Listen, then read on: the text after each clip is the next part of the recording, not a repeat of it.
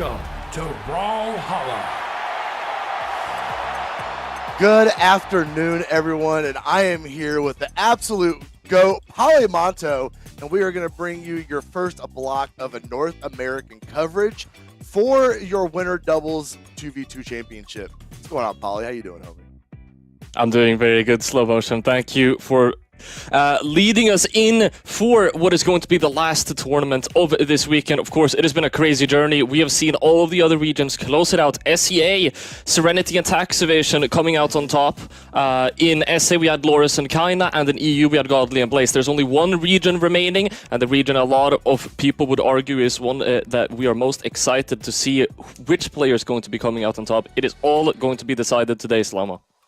It is, and it's really kind of anyone's guess. I mean, you know, Boomy was retired, and now he's not, and he's back with Snowy. You know, we got MegD and Raish making their winter side run.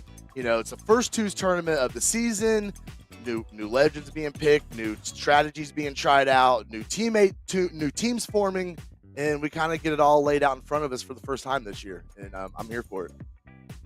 Yeah, it's always exciting. The first tournament in any format is always the one where you kind of see what we can expect for the rest of the year, especially what players are up and coming. We had, of course, many amazing upsets in the other regions. Akane and Spectre for one in EU, and yeah, we have already seen what 1v1 where that is heading, but we are about to find out what is happening in the 2v2 scene for North America, and it looks like we already know what our first game is going to be. Yes, we're looking at Mitchell and Nikyle and going up against Santi and Faison. Santi and Faison, definitely an interesting team. Be fun to watch them in our first set today. And you can see Faison been around a long time, power rank 13. Santi also been around a long time. Yeah. That might be the most amount of top 32s I've seen. I don't know who has higher than that. I mean, Boomy probably, and maybe some EU player, but Jesus. Yeah, Faison has been here a long time. We're going to see them drop in. He's going to be dropping in on the Maggie. Santi is going to be rocking the Devil Jin. We're going to see an Aang from Mitchell.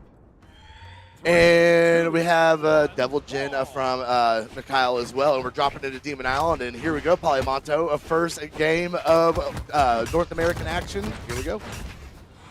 First game indeed, and it's going to be really interesting. As you mentioned, both Santi and Faison have been around since forever, have a ton of top 32 placements. Mitchell and Nikyle, again, this is a contender. This is a team that is in the triple-digit PR. Yeah, I saw that. I wasn't going to put them on blast, but yeah, there is definitely a serious power rank differential, and I'm sure there's quite a bit of just experience differential as well. Because we talked about how long this red team has been around. Not together, obviously, but as players in the Brawlhalla community. And they are taking good, strong control of center stage here right now. Nice. Faison knocking Nikyle all the way back off stage. Santi coming there, going to finish up. No, not enough to take after those wide walls of Demon Island. Santi's going to follow up. They get the double knockout in unison. Going to go ahead and juggle a little the weapons in celebration and going to go right back to work on these second stocks. It is a tight game. Mitchell able to pick up a weapon very quickly. Nikyle following. They're able to close out one stock. Santi, if they can get this stock relatively quickly, this is still a very even game that is up for grabs, Slomo. Yeah, absolutely. Santi trying to... Oh, nice Sarah from the spear. Going to kick Santi all the way off stage. Nobody there to put pressure on him. D-lighting his way onto stage, and nothing with the follow-up from that. We saw the attempt of a combo, but it's going to get interrupted very well. Now, Santi able to pick up that recovery. Santi is still on 3 stocks. Yeah. I mean, he is a twos player through and through. Always has been, always will be. And we're seeing him do a really good job at playing around Faison here. That stock is going to fall off. Going to dip underneath Demon Island, safely come around to the top. Faison going to catch the bottom angle of that recovery, come back up on stage. And a red team is looking absolutely unstoppable in game. They are popping off so far. I mean, the only real issue, the only thing they really need to worry about right now is that right there, Faison dropping to the last stock. All things considered, you have a massive lead. Mitchell and Nikyle, they should be targeting Faison at this point. Faison is going to have to play very carefully. Yeah, absolutely. I mean, they do have that buffer of Santi having very healthy 2 stocks and him doing so well, being able to tank that health Sayer, back down stage. Mitchell's jumping everywhere, trying to find some sort of opening on Santi. Santi's right there to turn around and shut it down. Everybody kind of break up an neutral. Santi doing a great job. I should not be talking so much because Faison is not playing carefully, and it's still working out phenomenally slow motion. They're still able to find a ton of control and a ton of damage here. They're at this point just grabbing even trades. As long as they're able to close the first stock off, there's the first one. Nikyle now has what is seemingly an impossible 1v2. Yeah, you're going up against a couple of the goats. Oh, Faison gonna retreat underneath the stage. Neutralite gonna send Nikyle way up into the sky, all the way out to the right side. Santi looking for that knockout, and Faison is gonna be the one to find it, and Santi and Faison going up 1-0.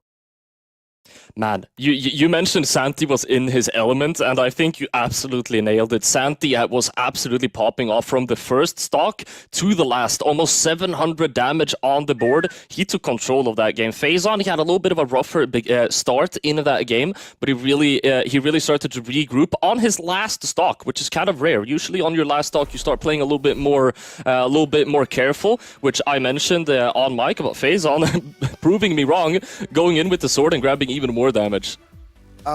0 signature heavy damage coming out from Santi and Faison.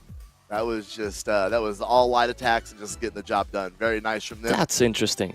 That's interesting because they have Zerial on their team, slow-mo. Like right. I'm just gonna say the way it is. We all know Zerial signatures and what they're able to do. I mean, Santi threw a couple out, but I mean, just nothing connected, and they were still able to easily win that opening game. And we're seeing them go right back to work as Red Team just now taking their first bit of damage. Now, the main thing that I would be kind of worried of here is we saw, of course, follow-ups, but we didn't really see any full-on like conversions and combos coming out in a 2v1 context. And that is where Nikyle and Mitchell could perhaps find an untapped market of getting an edge on Santi and Faison. But this is the thing. Their neutral game, their movement, and their positioning is so good that they're just unable to find those setups. Yeah, Santi and Faison, like you said, do an amazing job just staying out of the way, not presenting any of those opportunities for Blue Team. We see, though, Blue Team starting to get a little damage here, though. That signature is going to send Santi out, going to find his way back onto Apocalypse, and they just reset back into neutral and go back and work. They're playing really, really smart. Nice neutral signature coming out, and this is, all things considered, basically even. Faison getting some damage applied to him by Nikyle as well. Nair comes out. If they find that knockout, that could be really big. But Mitchell, I'm looking at him. He's in orange on his second stock. This could be very decisive of how the rest of the game goes. Yeah, you're not the only one that notices that. You can see Red Team definitely keeping him in their targets, trying to get him into knockout range. At the same time, though, there goes his teammate.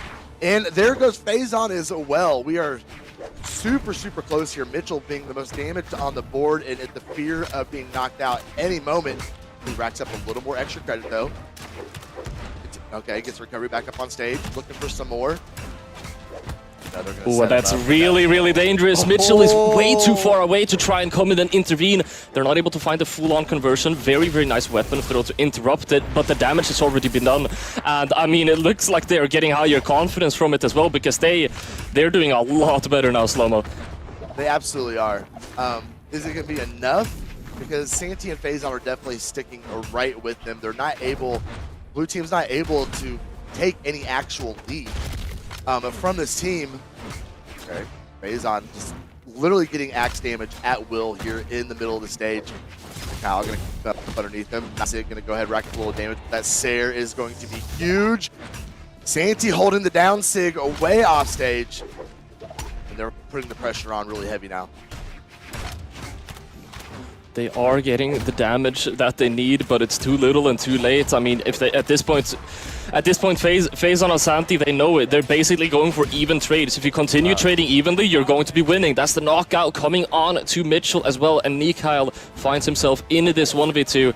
And it's looking a bit reminiscent of last game, but this 1v2 is actually probably even harder because now the player on their last stock has it completely clear. Yeah. It's unfortunate for Nikyle coming back up on stage. Pushing up with the D-Light there. Faison doing a great job holding down that edge. Santi not being able to follow up with any sort of punish. But they're trying to set him up here. Okay. Very bread and butter. Yeah. D-Lights there coming out, knocking them off, not going for anything massive off stage, just holding that D-Sig down, and that is going to be enough to find the knockout. Santi and Faison 2-0 on the board. Santi popped off last game. Faison really took over the show slow-mo. He really did. And that's dangerous for blue team because you can see that both these players from red team are both capable of taking over, carrying the weight, and getting the job done. And that leaves a lot more things for blue team to have to contend with. And I mean, the most scary part of all is that Santi didn't even necessarily play any worse. The only thing that changed is that Faison locked in. So, I mean, whatever is happening now, you're going to have such a harder time at beating them, and you're already down to 2-0 on the board. This is looking very rough for Mitchell and Nikyle. But we are going to be going into our match point, and they're going to have to win a game here to be able to stay in the competition in the winner's side. Yeah, you know, fortunately, we've seen a lot of reverse 3-0s this weekend so far throughout the different regions. I just don't know if this is one of those sets that it's going to be able to be forwarded that way. Because we see Faison absolutely going crazy off stage. That's too early! Oh, Mitchell almost got caught up in all that, trying to go down and save his teammate, but comes back up on stage relatively unscathed. Oh, my goodness. That was almost it again, man. Get Faison off the off stage. He's way too dangerous on that sword. He's robbing stocks left and right, or at least attempting to in some cases. Nikyle on his second stock, and already he's gonna have to play the rest of the game so carefully, and he gets knocked down to orange HP as well. This is really bad for them, Slow-Mo. It is absolutely horrendous for them, Polymonto. We got that ground pound coming from Faison. Sair. Okay, Mitchell does have some options to get back up. Oh my god, Faison's playing with him. Slide charge, neutral sig coming off the stage. Gonna confirm the stock. And red team's still sitting on the first one, Polly. They're sitting comfortably on their first stock, just trying to build this lead even more. Can they find another knockout? Faison is going to get knocked out by that bow neutral signature from Nikyle. Now, they need to take off Santi's stock, but they're unable to do so before Faison comes back onto the screen. Faison now have that 2v1 opportunity against Mitchell. Not a whole lot of damage to be found from it. But Faison coming back up the bottom. Going to put some damage on Nikyle. Oh. There it is. Oh, nice. Beautiful. Yeah, I know. Very perfectly placed, but going to be able to get back up on stage. Santi going to throw out a little friendly fire there. Shouldn't be too bad for him though, as they are trying to go ahead and confirm the second stock on Mitchell, and they can focus on these final stocks on blue team.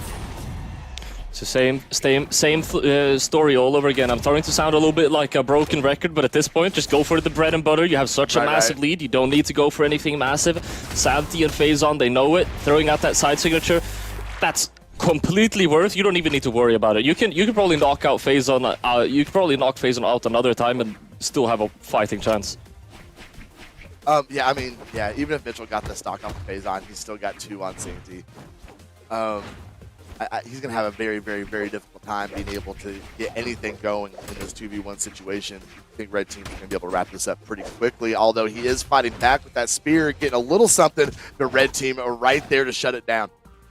For a period of time. I mean, Mitchell didn't get hit a single time, and he got Santi all the way down onto orange, but this is the thing. You get, I mean, with how much damage output and the 2v2 opportunities that the red team will have, you need to find like 5 times more damage than them, and that's just not reasonable. Santi and Faison are going to be closing it out, showing us how 1v2s are supposed to be played, and they are winning the set 3-0. That was a pretty convincing win from Santi and Faison. That is going to continue their winner's side run into winners quarterfinals. Be seeing more of them later, I assure you. Mitchell and Nikyle, they are going to be dropping down to elimination side. They are not done yet. They still got a chance to make another run for it. Yeah, and Mitchell and Nikyle, of course, it's very difficult. You're fighting 2 seasoned veterans at this point, Santi and Faison. I feel like what it really came down to, Santi and Faison, their fundamentals are just too good, and they were better in terms of fundamentals. And if you have better fundamentals, you have better positioning, and you have better movement, there is like not much you can do to one up at that point. No, and I mean, and just, you know, I hate to point out the power ranking, but there was a big contrast there between those two teams. I mean, hey, we're in top 32. We're in top 32, so that PR number is getting bumped up to whatever happens. You are absolutely correct about that. Top 32 winner side, they should definitely be proud of themselves. Like I said, they're going to be moved down to elimination and try and keep that run alive, while you and I get to move on to another winner side set. And I'm excited for this one because we got the Orb Doctor himself. All right, we got MegD, Raish, and Anonymous and Worthy loading into the lobby. Slow motion, how do you feel about this game? I see you smiling. Like I said, I mean, anytime, I love watching Raish. He's an Orb main. You know, going from Petra to Red Raptor. That has been my story as well. And it's always fun for me to be able to commentate his matches and maybe take a couple mental notes while I'm here. Yeah. Anonymous Alexo, absolute bracket demon. Worthy. That is a name I have not seen in quite a while. Yes, in quite a while. Have you seen the name before? Yeah. He's that's a player that's been around for a while. He does have some top 32 finishes. Definitely a name that I've seen, but it has been quite a long time. New teammate for Anonymous Alex. See if they're going to be able to continue this winter side run. Going up against MegD and Raish, though, they're going to have to be on their top game to get it done. I've always thought that your statistics in terms of PRs and previous placements, whatever, they don't mean as much when you're teaming with a player that's really established. Because if you're teaming with an established player, I mean, we already know that Worthy is probably going to be pretty good at the game. Because why would Anonymous Alex play with, someone who is not? Right. All right, and we are seeing the double terrace coming out, which is probably another reason why they're teaming with each other. I'm smiling, Slum. I'm really happy to see this. I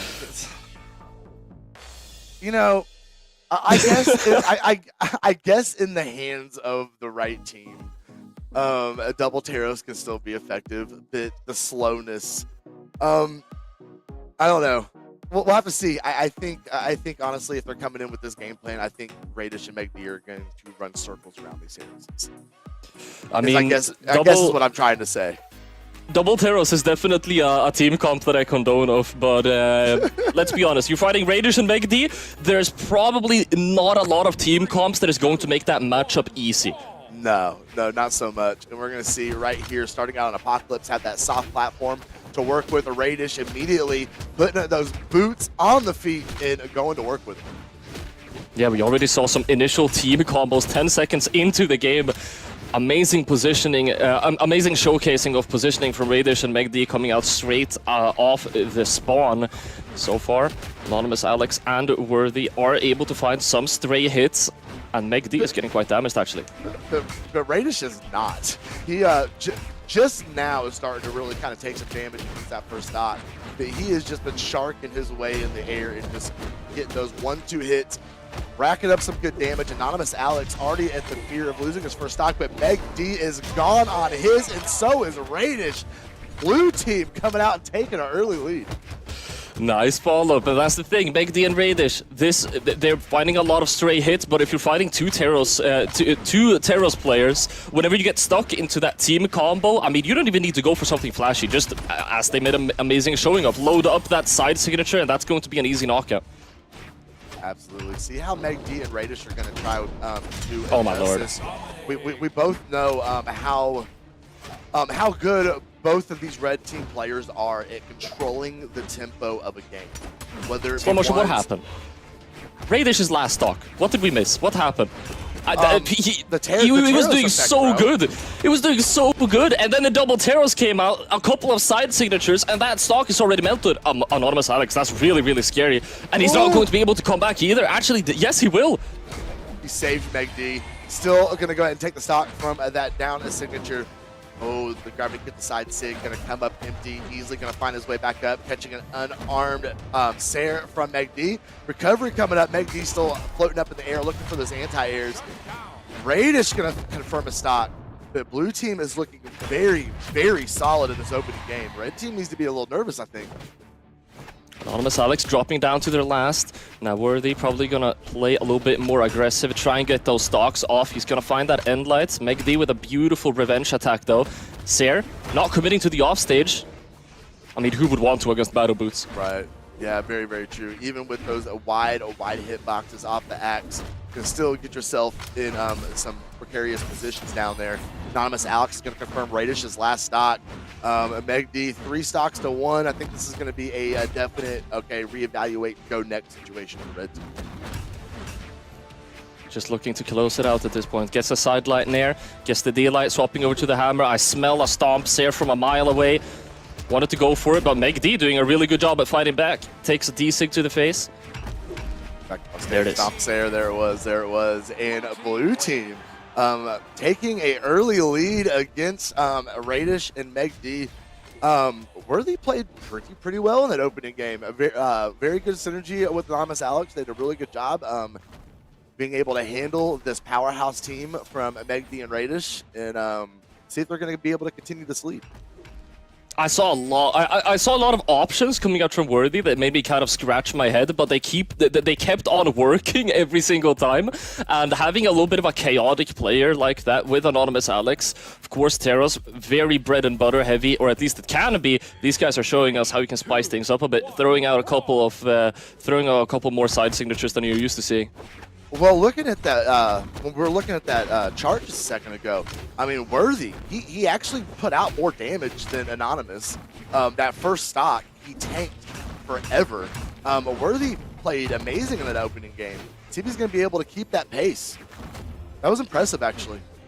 Very, very impressive against MegD and Raish nonetheless, but this is the really scary thing, right, Slow-Mo? These guys, they know how to adapt. They have these in-between game adaptions, and I mean... Yes. They are popping off. They're showing us that right now. They're looking at potentially getting a double stock lead here. Well, I think that legend swap on MegD is making a huge difference. The Wushang, well, the Chun-Li in this situation, I think being able to have that spear is going to help out a little bit. Raish reaching over, trying to confirm that stock off of Worthy. Couldn't do it. Worthy getting some good damage, just keeping his feet planted on the ground with that axe. Nice weapon, though, to break up the damage against his teammate. And going to get sent way off to the left. MegD and Raish able to successfully maintain and grab stage control against two Ateros players right now. Playing phenomenally in the neutral game, and they're finding the conversions on top of it. They are finding more and more damage. Anonymous Alex is on the second stock orange already. They are going to have to retaliate hard and quickly, Slow-Mo. Yeah, absolutely. They need to get these first stocks out of the way and bring this back to equal for sure. But they're just having such a hard time. Raish and MegD are just doing such a good job being able to get that flow, be able to stay out of these terrorist attacks. But nice, huge Ser followed up with a down signature from Anonymous Alex, getting some big damage on Red team. Side signature coming out, but that's going to be a quick punish coming out from Raish. Ground pound from MegD, that's going to be the stock. Anonymous Alex soon to follow. Raish and MegD, they're too solid, Slow-Mo. They're still on their first stocks. Yeah, they are tanking these very, very well. Blue team, it's crazy they're having such a hard time confirming these stocks off of Teros. But they finally got it off of Raish. MegD going to get nared down to the bottom. Unarmed Dare is going to go and finish that up. And just now, 2 minutes and 15 seconds into this game, and first stock finally falling. Yeah, only first stock indeed, and Anonymous Alex and Worthy dropping down into orange. This could be over. Full stock lead on the board as they separate them once again. MegD committing to an offstage. Worthy is not going to be able to touch the ball whatsoever. He gets back up, but only to get knocked away again by Raish. Oh, nice confirmation. Oh, there we go. Great job from Red team. Okay, they seem like they had their things a little more together. Great adaptation going back in there against Worthy and Anonymous Alex, and doing a great job to tie that setup. I imagine MegD is going to go ahead and stay locked in that Chun-Li. Worked very, very well in that second game. Seeing them finish off these last couple stocks on the replays. This last team combo setup was super clean. Nice setup, and then right there again. Very, very nice from Raish and MegD. they really perfected pressuring. I think Anonymous Alex and Worthy in that game. They had very much the kind of I'm not gonna allow you to play the game kind of game plan. Yeah. And I mean, if you're on Teros, you can only rush into the enemies too many times. They're playing Wu Shang and Red Raptor. They get those punishes. They grab that control. You're gonna have a really hard time no matter which legend you're on. Yeah, true that. We're seeing Worthy have a hard time right now going up against Raish off the edge. Was able to get back up on stage, but MegD coming through with the signature. Going to put some more damage. Oh, huge reach off stage from Raish with the neutral sig. They're doing so well in neutral. They already found a really good team combo. Anonymous and Worthy. I'm seeing some desperation options coming out from them as they try and reincorporate here. But they're not really able to do so. MegD looking comfortable, yellow on the first stock, and as Anonymous Alex goes down to his weapon throw. We can already see it taking place where Red Team is controlling the tempo. You saw that they were not reaching off stage, not pushing it, not trying to get caught in anything off there, just holding down the positions, holding down the edge guards, and racking up damage in the leading stocks. Very nice. Yeah, doing a really good job at picking their fights here with Anonymous Alex and Worthy, to where they always have the successful ones by the looks of things. Right now, they are quite far behind, and they're gonna have to play quite. They're gonna have to get quite a few massive plays to be able to even this out. And we saw it though; they are capable of getting it done. It's just a matter of getting back into that rhythm and stopping this onslaught from MegD and Raish, because they are definitely getting in their flow. Ooh, nice down sig coming from Anonymous Alex. Going to go ahead and clear the house and get that stock off of MegD. Everybody on second stocks, but blue team looking a little more bruised. And one of the things that MegD and Raish has that Worthy and Anonymous Alex don't is they've been hitting a lot of team combos. So they've been hitting team combos that hit hard. I mean, Anonymous Alex and Worthy, they're on double Teros. You got DI to worry about half the time. Absolutely. Anonymous Alex is worried about getting back up on stage. MegD not throwing out, putting on any pressure. Oh, nice 2v1 opportunity. They went ahead and capitalized that. Got the stock off Anonymous Alex, and they are now Anonymous Alex and Worthy on their final game of stocks here as Red Team tries to close them out. Tries to get a little bit of a team combo set up there, but they're not going to be able to close it out. Raish getting out of the action, coming in with a Sair. They're trying desperately to get these stocks off, but MegD and Raish are doing such a good job at maneuvering around them. Yeah, the movement is absolutely on point. Raish, there we go, getting a big boot combo against Anonymous Alex there all across Miami Dome while nobody was there. Gonna go ahead and pick up with the neutral sig, and now it is all down to Worthy again. A nice stomp scoop. Gonna go ahead and throw Raish up to the clouds. And now we get this 2v1 situation again as they try just very calmly and patiently shut the stock down from Worthy. And light coming out, not going to be a team combo. Nair, recovery, neither are going to be hitting. End light, not going to be a knockout just quite yet. Tries to go for the dare, but Worthy is refusing to go down right now, still putting up a fight. Not able to find a lot of damage though, gets that side light Nair, it won't matter. There it is, it will not matter, you're absolutely correct. And Raish and MegD seem to have figured it out and turned the tide as they have taken 2 in a row. And now 1 away from sending Anonymous Alex and a Worthy down to elimination side and having to make that long run down there. They definitely figured something out. I mean, from what I'm seeing, Worthy and Anonymous Alex, they definitely had that kind of, I'm going to go in and I'm going to swing and kind of play style. Whereas Raish and MegD taking things a little bit more patiently. A lot of cases where Anonymous Alex and Worthy are offering even trades, offerings for some neutral gameplay. Just reposition, get him into a team combo. They don't hit often, but when they hit so hard. And in between, I mean, even with the stray hits, they're kind of making Anonymous Alex and Worthy struggle. Yeah, Anonymous Alex opting instead of swapping legends, he's just gonna pull out the Patrick Star. Maybe those signature animations, maybe. I mean, I don't know. So, Is this a Pappy tech? Is this a Pappy tech? Don't worry about it. Right. It's tech. It is tech. You have to trust the process slow motion. It looks like they surely do, because this might be the best first stock that they've had since game 1. But we love to see it as a double recovery, trying to get back up on stage here. Worthy, nice weapon throw to make sure Raish cannot get a big side light and scoop him up or anything. Okay, MegD coming over the top of the neutral sig. Looking for the opportunity. Poe going out the top of Anonymous's head. Ooh, big down sig from Anonymous, recovering up, but trying to catch MegD. MegD doing a great job at staying out of the way of it. Finds that D-light as well. Neutral signature is going to be coming out. We're 1 minute into the game and there has not been a first strike yet. Scratch that. Anonymous Alex able to pick it up with a stomp here. Gets the double knockout as well. And Anonymous Alex and Worthy, for what feels like a very long time, are in an initial lead here. They're back, Slow-Mo. They absolutely are. And they are holding on to those first stocks with everything they have. Big recovery coming from Worthy. Anonymous Alex finally going to fall on that first stock. This is so much damage. It really is. I mean, with having double Taros every single time they connect, it is big damage. All Blue Team can do is big damage. Yeah, this lead is spelling doom for MegD and Raish right now. Anonymous, Alex, and Worthy, they should not be allowed to run away with this, but they are. Both MegD and Raish are down to what is, I mean, if you're playing double Taros, this is basically knockout HP. Oh yeah, absolutely. That Sarah almost, not almost, but shooting a lot of momentum off on Raish over to that side of the stage.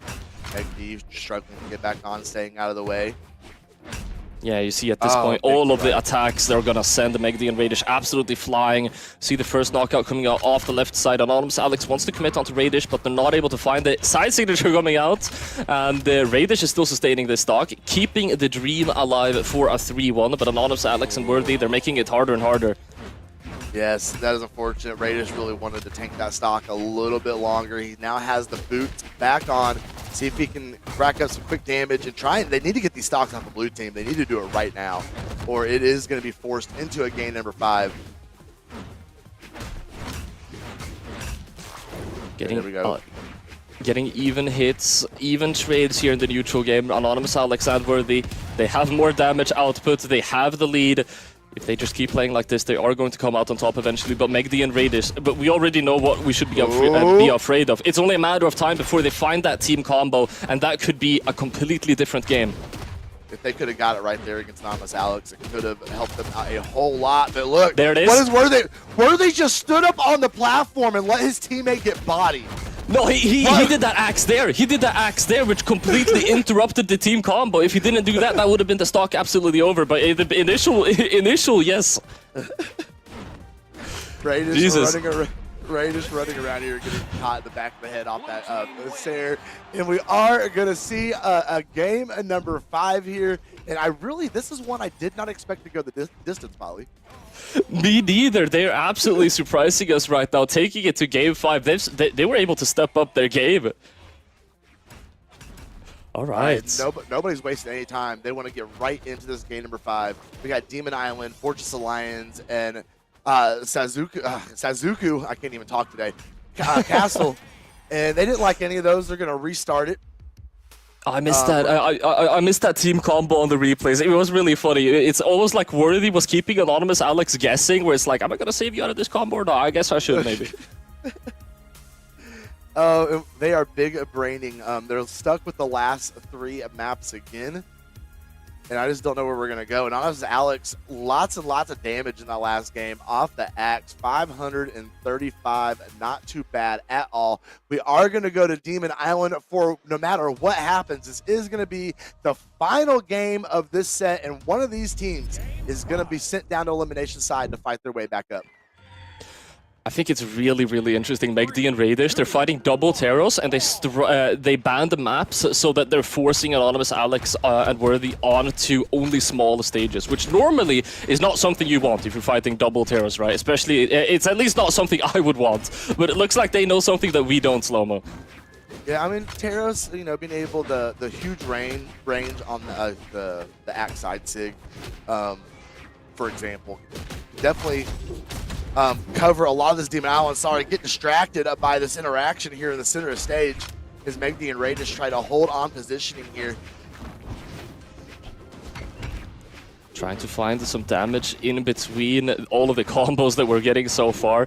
And Anonymous Alex and Worthy slightly behind as they get stuck into, what is that? That's a team combo onto Anonymous Alex, and then they pick up another team combo immediately afterwards on Worthy, getting them both into red. The question is if they're going to be able to close those stocks off. Raish is going to test his luck, but Worthy with a beautiful response with those recoveries. Yeah, that was big. A lot of damage, and sending Raish just off his momentum. Searching here, trying to find an opener against this Taros. Weapon throw coming out. Ooh, big side sig. Gonna go ahead and confirm. And Raidish's first stock has fallen. And blue team, it's a very, very, very slight one, but they have carved out a little bit of a lead here. They have carved out a little bit of a lead in Game 5. It would be a massive upset, and they are closer and closer to getting it. Raish and MegD, they desperately need to get these stocks off as quickly as possible. Looking at MegD, he's gonna get disarmed as well. Ooh. If he loses this stock, that could be massive. Raish going down to yellow. Raish trying to hold on here. Staying out of the way. Okay, has an unarmed Worthy. Gonna go ahead and confirm that. No, Anonymous Alex is gonna fall. They could not confirm the stock on Worthy. That recovery off the boots is going to get it done. Ooh, that weapon what a weapon throw! I know, what a weapon throw! Saving himself from the team combo. I don't have a teammate to save me. I'm going to save myself, throwing out the weapon throw. Delayed response. That is crazy, Slow-Mo. No, that was very clean, and they're turning it into progress as well as they're building up more damage against red team here. Recovery's coming out. Oh, another one from Anonymous Alex. No connection. They are reaching up in the sky, trying to swat red team away. Anonymous Alex getting a beautiful interrupt in what could have been a devastating team combo. They're getting more and more damage. They're looking at Raish. I see Worthy running after him, trying to find that knockout, but he's going to find himself off stage against Raidish's battle boots. It doesn't even matter. Take a D-Sig, and that's going to be the knockout. This is looking really, really positive for blue team right now. You know, starting out this this set the way they did, and they are cruising here in game number 5. Oh, MegD though, that was huge. Oh, this could be even bigger. Can he get it? He does. Anonymous Alex, no options, no. Oh, he does. Oh, he gets back. Worthy comes over and saves him. That's so big. That's so big. They have one chance, one opportunity. They absolutely got a glimmer of hope in that offstage encounter, and they are still in the game. They take the stock off of MegD, and it's now 3 stocks against 1. It's so possible, Slow-Mo. It is very, very, very possible. And that goes for both these teams, for that matter, as blue team getting some more damage here in center stage. Nobody wanting to engage. MegD and Raish are shutting this down when it comes to tempo. They are going to force blue team to make the engagements. I mean, both these players on red team are just so skilled at doing this right here. Completely taking control of the speed of the game.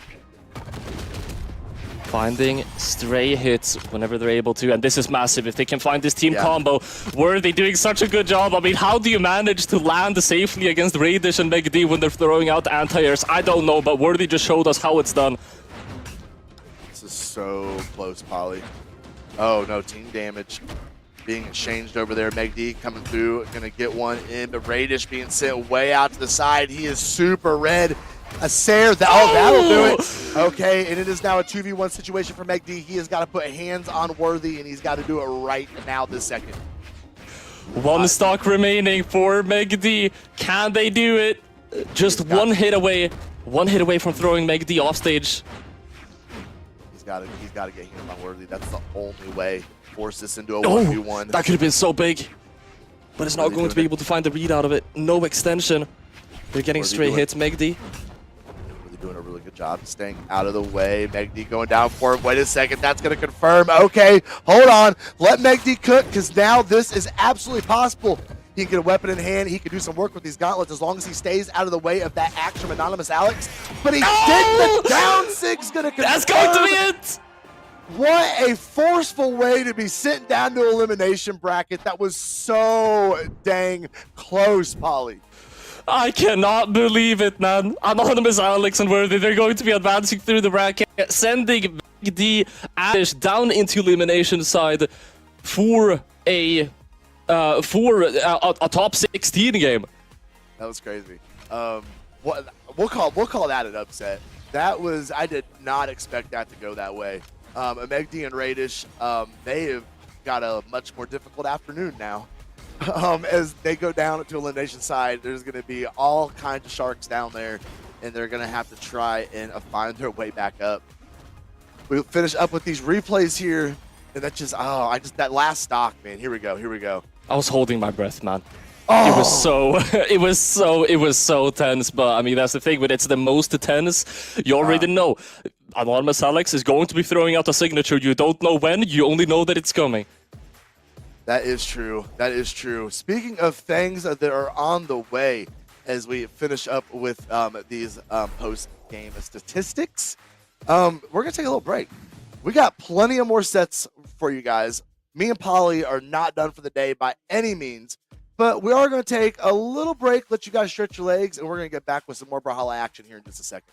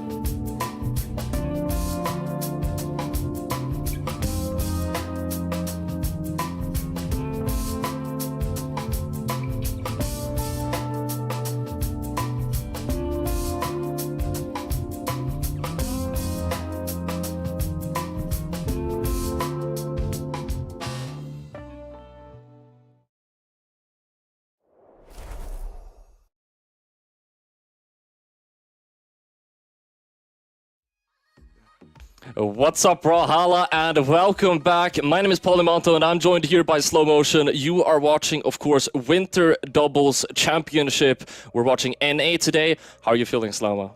I'm feeling great. Guys, Polly has a direct line to my funny bone. Why is this kid so funny? I'm just trying to commentate Brawlhalla, and he's got to make me laugh and crack up right as we're coming in. It's not fair. It's not fair. That does remind me. I was going to mention this in a tweet, but now I have to do it on air. I'm sorry. I'm sorry, Slum. I'm gonna expose you. This guy does not know who Max Verstappen is. That's not okay. There's something. There's something wrong with that. I don't even know what you're saying, Polly. The F1 driver. Max? Oh, okay. Oh my god. No, I'm finished. Yo, it's over. You're gonna have to find some other casters. I'm out. Later, guys. Bye-bye. All right. The show must indeed go on, and well, I don't. It appears I don't have much of a choice. I'm still here with you, Slow-Mo. But we have our next game. Who do we have, Polly? We have Soul and Walshy going up against Zako and Wubs. I was waiting for you to take it over because, I mean, you're the North American Slow-Mo. Tell us about these players. I mean, what can I say? Zako, he's had some decent runs. We saw him make main stage at a couple DCXs. Wubs, I know him for being a West Coaster that has to deal with playing on East Coast. Walshy. New teammate. I mean, I've always seen him with Cutie, aka Zen, and not today. So this is going to be a new matchup that I haven't seen yet, and see how it goes. Zako and Wubs, a team that I'm definitely super excited to be seeing. Wubs, we see the Fate locked in on this graphic. I believe he has been playing quite a bit of Fate as of recently. Zako, I'm surprised to see what happened to Zako's PR. He's got some top 32s. He's had that one good breakout performance at third. We haven't seen a whole lot from Zako here lately, not to my recent memory. I don't remember hearing his name at all during the trial of Ymir. We'll have to see. Him and Wubs I mean, if you got should be good. you got top 8 times, you're surely you're going to be able to do it. I mean, you've already figured out the formula. You just gotta find it within you to find that magic again. So definitely two players that I've seen many times before. Very excited to see how they're going to be performing. They're going up against a Walshy and a Solo though, and they're going to be putting up a resistance. A resistance indeed. I am really interested to see how this kind of breaks out. Wubs is, he's one of those players that can play really well. When I think of Wubs, I think of the Azoth. Me too. The Wubs step. Right. We haven't seen that very much here lately. We'll just have to see how it goes. This one's kind of a coin toss for me. I'm not really sure who is going to take this one, honestly. No, a really big wild card to me is Soul. What do you know about this player, if anything? Nothing. I have no idea. Nothing. I mean, we mentioned this earlier. Right? If Soul is teaming with Walshy, I mean, I am a Soul believer now. I mean, if you're teaming with Walshy, if Walshy believes in you, who am I to not believe in Soul? We're gonna see why that is and what Soul is capable of. They already had a top 32 placement, I believe I saw on the previous graphic.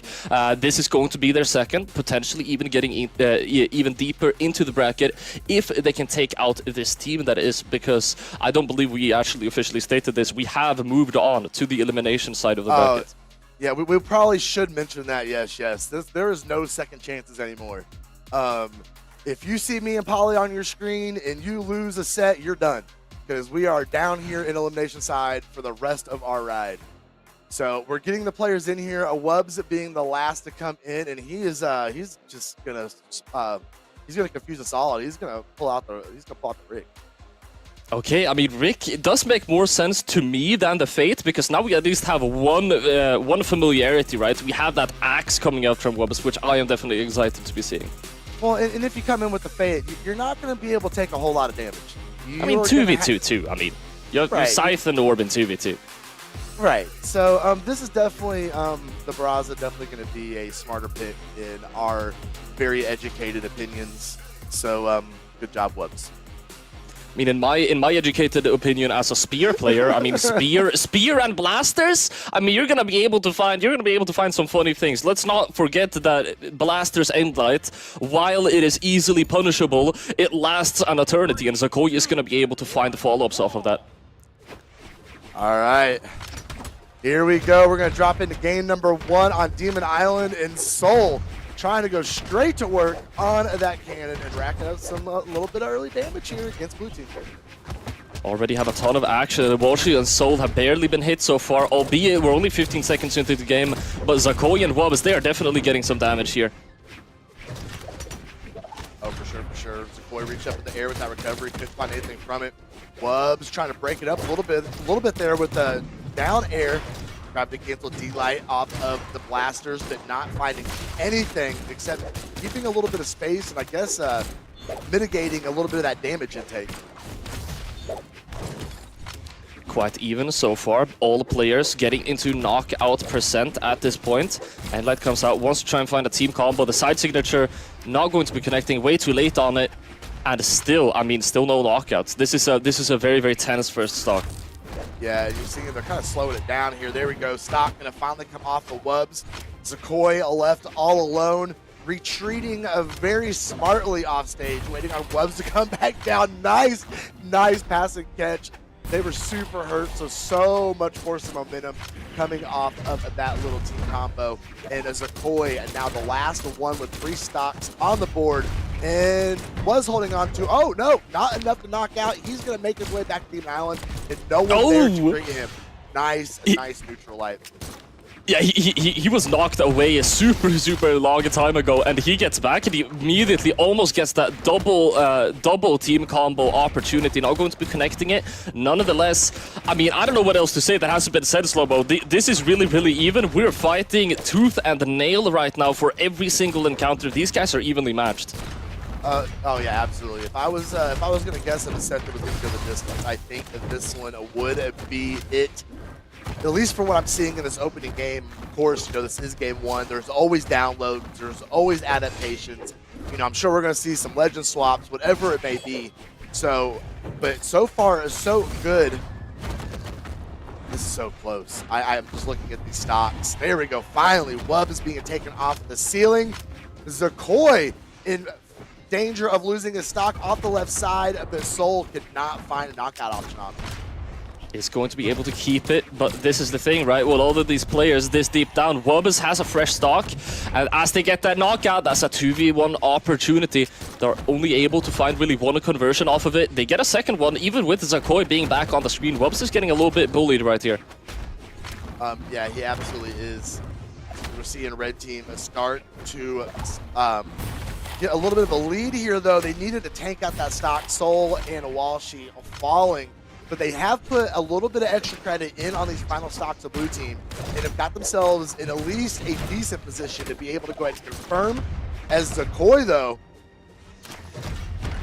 okay, getting caught up in that cannon. Okay. Taking off the right side. That is going to confirm the stock, and red team is going to go ahead and finish Lord. it up right there. Walshy and Soul being the one to finish that up, and he had 4 knockouts, 726 damage. Soul, I see you. I see you.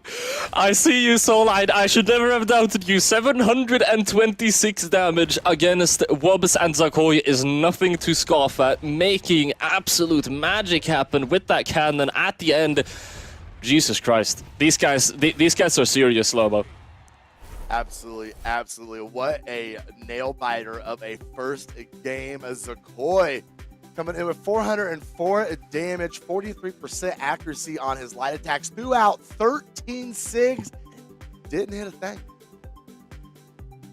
Yeah, on the Kaya as well. A lot of those signatures were attempts at follow-ups as well, but as you mentioned, not going to be connecting. Zako and Wubs. I mean, Zako might want to take a look at what is going on with those signatures. Either start connecting them, because I mean that's 13 missed signatures. Some people might say that that's 13.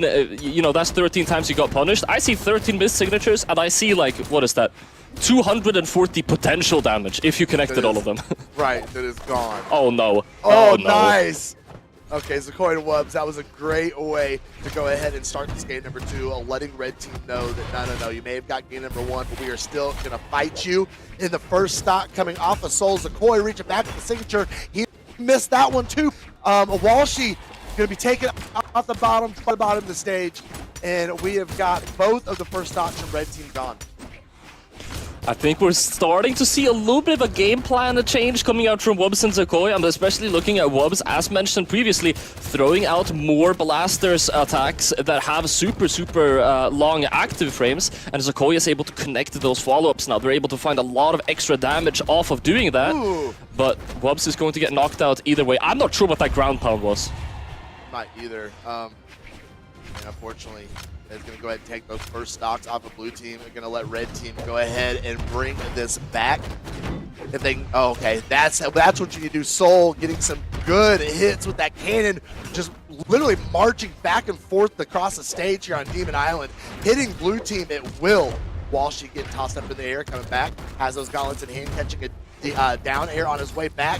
Recovery, sending Wubs up to the sky. Oh, and we're breaking off back down here in neutral. Nice from Zako, but that top 45-degree angle, not going to be enough. Just like that, they've done it. We've got a completely even game. The lead that once was has all but faded away. Zako is going to be coming out on top of that interaction there. 3 stocks dropping, as Zako the only one now on his second one. Absolutely, he needs to take that out. Well, never mind, it's gone. And it's going to come down to this last couple interactions, just like we saw in game number 1. This is a treat of a set so far, just how closely matched these two teams are. Incredibly tight indeed. Zako and Wubs are able to get quite some nice initial damage, but Soul and Walshy, they immediately return that by setting up some team combos. These gauntlets off stage, man, they're scary. Wubs and Zako, they're not allowed to get back on stage. They get back, you get hit by a nair, you get back again, that's an end light Sair, that's another Sair. What is going on? They're not allowed to play the game right now. Side C coming out, that's a knockout. Will there be a second one? It was, but no knockout. Red team's trying to go confirm this. It looked like blue team was going to be able to pull this one out, bro. But red team all over him, shutting him down. Walshy going for it. Soul going to catch one. Grab to cancel D-Light in the ground pound. And that is going to put them up a 2-0, Polly. That was so beautiful. It was such an even game all throughout, but I mean, Walshy and Soul, they managed to get them both off stage. You're both holding gauntlets, and they played that encounter perfectly. They already have an advantage. They have the best kind of advantage that you want when you're on double gauntlets, and they didn't mess it up. No, they did. That was... I mean, I would have bet that was going to be a blue team win. They came out and they were taking control, and red team just like they set up in their chairs. They're like, nah, we're taking this one too. And we're going to bring it right back to Demon Island. Soul staying on that cannon. He has put in some serious work with it so far in the set. And red team, 1 game away from sending Wubs and Zako out of this tournament. Already, I mean, it is starting to become a little bit of a common theme. While yes, that was a little bit of a pop-off at the end, very even games, even trades in the neutral, and this one seems to be absolutely no stranger, as we're having 30 seconds into the game, quite even all throughout. Zako actually staying quite healthy so far, getting stuck into a little bit of a team combo though. Soul and Walshy putting some damage on the board. Oh. Zako almost confirmed a stock on his teammate there. That would have been a little... Yeah, he hit the signature. Yeah. Oh, it dropped. Okay, neutral sig over cross. Haymaker's going to send a Walshy out. Misses the Sair. Gets caught in the recovery. Zako gets them both, baby. Double knockout. That's so good. 200 IQ play by Zako. Wubs was so ready with that follow-up. You saw it too. He threw out that Sair, but Zako saw the opportunity. However small it may be, you already had that confirmed knockout. Go for the recovery, and it paid off. Absolutely. Zako coming back up on stage, trying to get something going, but just gets caught in a red team sandwich here as they shoot him back up to the ceiling. Huge recovery off the gauntlet from Soul. He's going to confirm the stock, and we are right back to even. Right. Quite even indeed, but Soul is getting more and more damaged here. Getting a little bit bullied by Wubs. Wubs throwing out so many of these end lights, and Zako is following up on all of them. This is the thing, right? Blasters, very easy to punish if you miss that end light, but you have Zako to back you up, and that's a completely different story. I can't believe Zako charged that signature that way and did not get punished. Soul, nice stutter step back. Saw what his teammate was doing. Great conversion from red team. That was huge, Polly, as he chases him off stage, looking for a ground pound, can't find it, goes over to save his teammate. Soul is playing out of his mind. Playing incredibly well right now. If they manage to find this knockout as well, that would be absolutely massive. And see, this is the thing. It could create a pseudo 2v1. You take Wubs stock off, you get Zako stuck in a team combo. That could be GG, even though it feels as if this game is super even. It is. But they have this advantage. They're continuing to get some more damage on Zako. Wubs' stock is gone. Walshy needs to tank it out, see what he can get off of this, get some good extra credit for his team, and they should be able to wrap this up. Oh, now the tables have turned. The tables have turned. Walshy goes down. The Soul has to play so carefully, and he does so successfully, waiting for Walshy to get back up. This is winning for Red Team. They just need to close it out. Wubs and Zako are at the risk of going down 0-3 right now. Soul and Walshy are popping off. Walshy threaded himself up in there with that nair and like just avoided everything. It was so perfect. Okay, nice. Nice neutral light. Okay. Walshy is going to be the reasoning here. They're tightening though. They're definitely tightening it. Soul and Walshy, they're unable to find that knockout. Scratch that. That's a double coming out from Soul, closing out the game just as I started to doubt. There it is. No, I'm not going to call anybody out, but I saw a lot of unbelievers out there during that set, and a Soul clutched it down, 3 KOs, 590 damage in that second game, and him and Walshy are going to be moving forward in this elimination side. That Onyx was on point, Polly. The Soul Onyx, man. I don't know why I haven't heard of this player before, but I'm definitely going to be keeping my eyes on them from here on out. That was a phenomenally well played. Of course, let's not also look over the fact that Walshy indeed excellent performance from beginning to end as well in the set.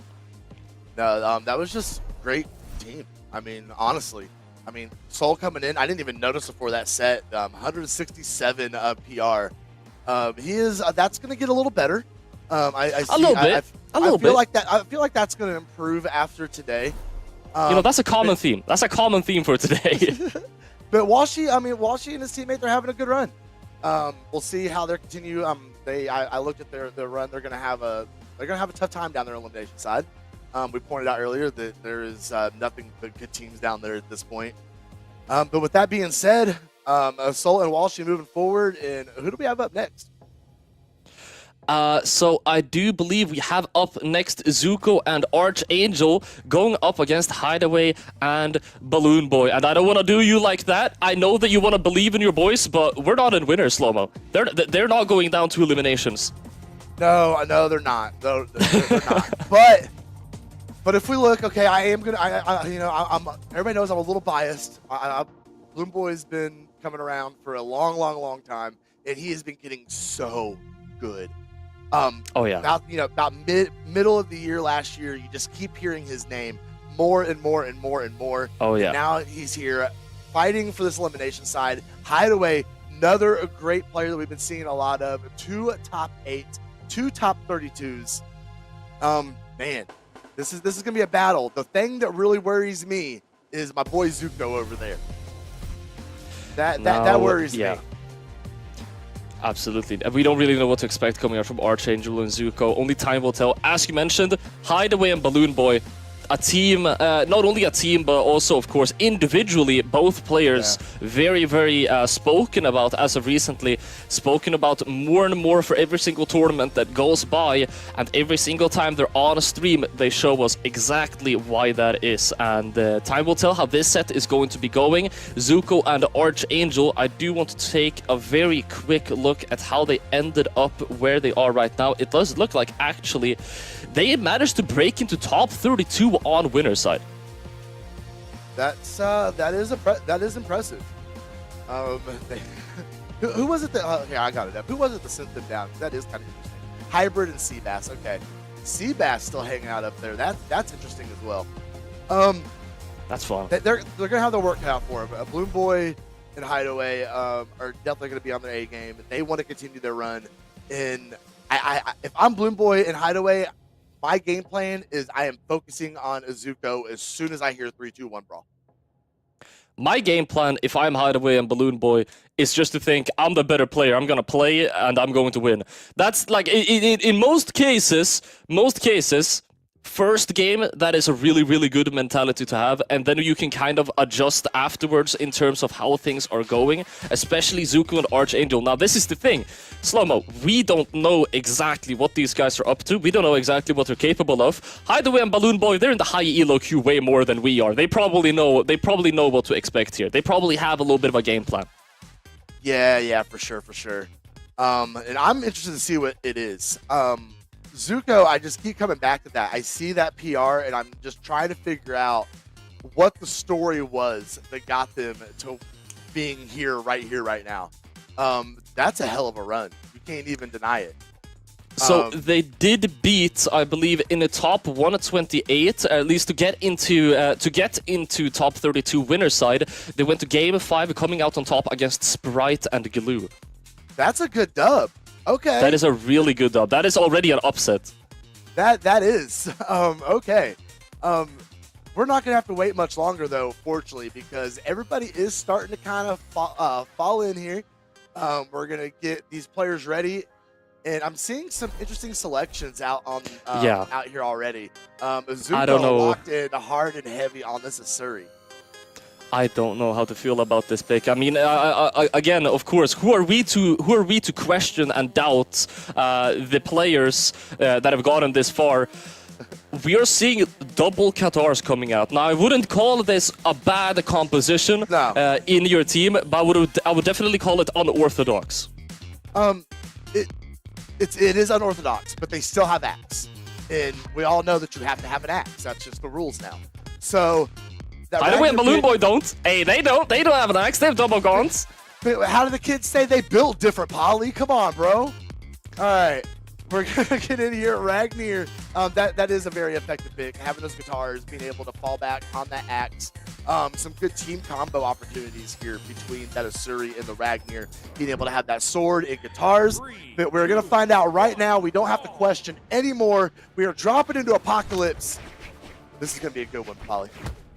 I'm definitely very intrigued as to seeing what a double Qatar team comp that took out Sprite and Glue are going to be able to do, and we won't have to wait much longer. So far, there hasn't been all too much action. We're seeing even trades coming out back and forth.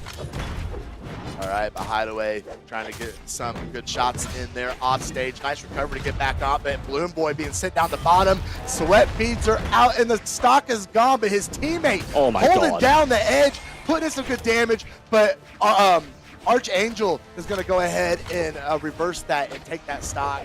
Just like that. Just like that. We're seeing the upset start to take form. I mean, we have two legends here, Asuri and Ragnir, where if they are on the Qatars, either one of them, they kind of have that same reversal potential that a hammer does, right? You have that GCN signal. Literally both of the legends. That is, you have to constantly be on the lookout. Oh yeah, for sure. Zuko getting some good neutral damage. Nice side sig, gonna go ahead and clear BalloonBoy off. Neutral sig off. BalloonBoy saw it coming from a mile away. It's Punish coming back up on stage. A nice Sayer. I think Hideway kind of broke that up a little bit there though. Okay, gonna go ahead and nair Zuko off stage as ArchAngel being He's being put by himself over there in that 2v1, but Zuko getting back over. Oh, Ragnar is going to catch that side sig, and ArchAngel is going to confirm that stop. I think I'm starting to see the vision, Slow-Mo. I'm starting to see the vision with the double Qatars. As soon as you get a player stuck into one of the longest rings, if you get a single read, I mean, 2v2, pressure is king. If you're able to take a full player basically out of the game for a couple of seconds, you're going to be able to dominate for those couple seconds. Oh yeah, absolutely. And being able to take advantage of those is a lot of times what will make and break the set here. Nice, a neutral sig off of the Ragnar. Zuko going off stage. BalloonBoy, nice to be able to shut that down. Red team trying to position Hideway off stage here. Reached up with the gravity cancel neutral sig. Can't find anything. Hideway continuing to punish here. Seeing those gauntlets come out. And they're starting to get Zuko here into knockout range. Doing a really good job at finding some stray hits here, building up the damage. Zuko now down in red. They're looking for a knockout. Zuko goes for a massive commitment. You can barely afford to do that. You're already so damaged. ArchAngel not able to run over in time and help their teammate get back up. They're stuck in this 1v2 now. Yes, oh no. Ugly. And blue team able to make those adaptations on the fly. And go ahead and bring that game in for a win. A BalloonBoy Hideway going up 1-0, and nobody's wasting time. Zuko's staying on that Asuri as they come in to strike maps. We're going to see here these last couple stocks as a blue team is able to turn up the heat here and show them that it is their dub. A nice team combo there to finish it up. BalloonBoy getting credited with the stock on that. And no legend swaps. We are going to be dropping right back into game number 2. Ragnar, Asuri, Onyx, and Devil Jin. Back to Apocalypse, and here we go. Now, the one thing that I am maybe a little bit worried about is BalloonBoy did definitely have a little bit of an off game, especially in the first 2 stocks, but that's the thing. You're going up against what is a team that you probably don't have a ton of practice against. They're on a team comp that is kind of unusual, and he did a lot better in that last stock. You have that adaptation coming out over time, and I'm afraid that they might just start performing stronger and stronger if ArchAngel and Zuko don't retaliate properly here. Yeah, I think they're being overwhelmed just a little bit, but all those, we've seen this game number 2, they are keeping it pretty even thus far. ArchAngel getting sent out, Hideway, nice, a follow-up, sending him back up. ArchAngel able to dodge through and get a little bit of damage here. The BalloonBoy's going to come out off stage, try to follow up with that dare, can't do it. Misses with the Sair, pressure continuing to be applied though. His Hideway whiffs, ArchAngel just can't be touched over on the left side. Still, Zuko being the first player to drop a stock, but ArchAngel is able to find that revenge. Actually call that revenge. Zuko immediately going for that Sair, and we are back now to a completely even game, as if we're starting the game over again, but now on 2 stocks. Yeah, that first stock didn't really matter too much, did it, Polly? As blue team starts to set up these oh my god, that's so big! That was huge. Hideway going to get the follow-up with the ground pound, though, and ArchAngel left all alone, but he is holding it down, racking up good at damage, gets strings in off those cards. Where did those stocks go? And just as I thought, all right, you know, that's it. Zuko and ArchAngel, they're done for. Hideway and BalloonBoy basically have a 2-stock lead. ArchAngel comes back, he gets a massive string, takes them both down into orange, and if they find these knockouts, I mean, this is still anyone's game. They gotta find him first, that's the thing, and Zuko continuing to have more pressure and more damage applied to that final stock, and ArchAngel is now on his final stock as well. Both of these players, really, they're so good at the 1v2 scenarios.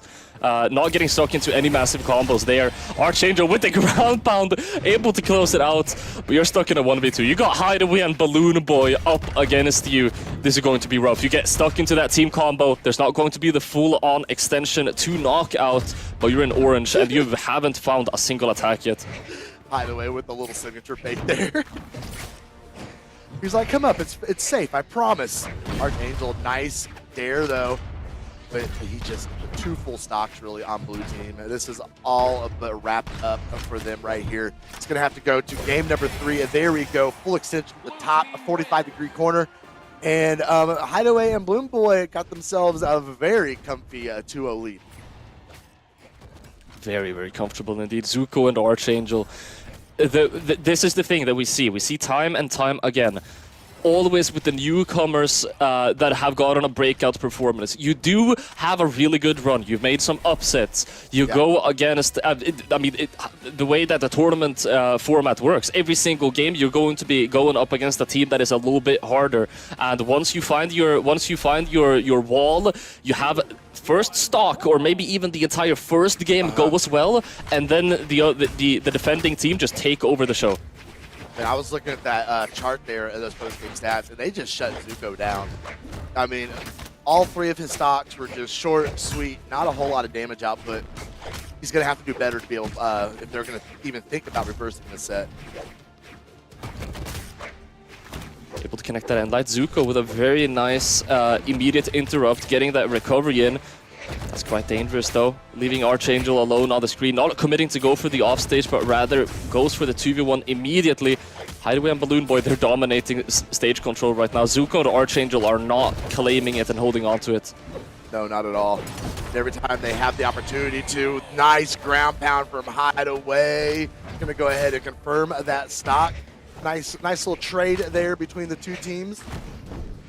As in all technicality, looks like Zuko and ArchAngel have the slight advantage they do now that they're able to take that stock. Hideway being carried back up on stage by his sidekick.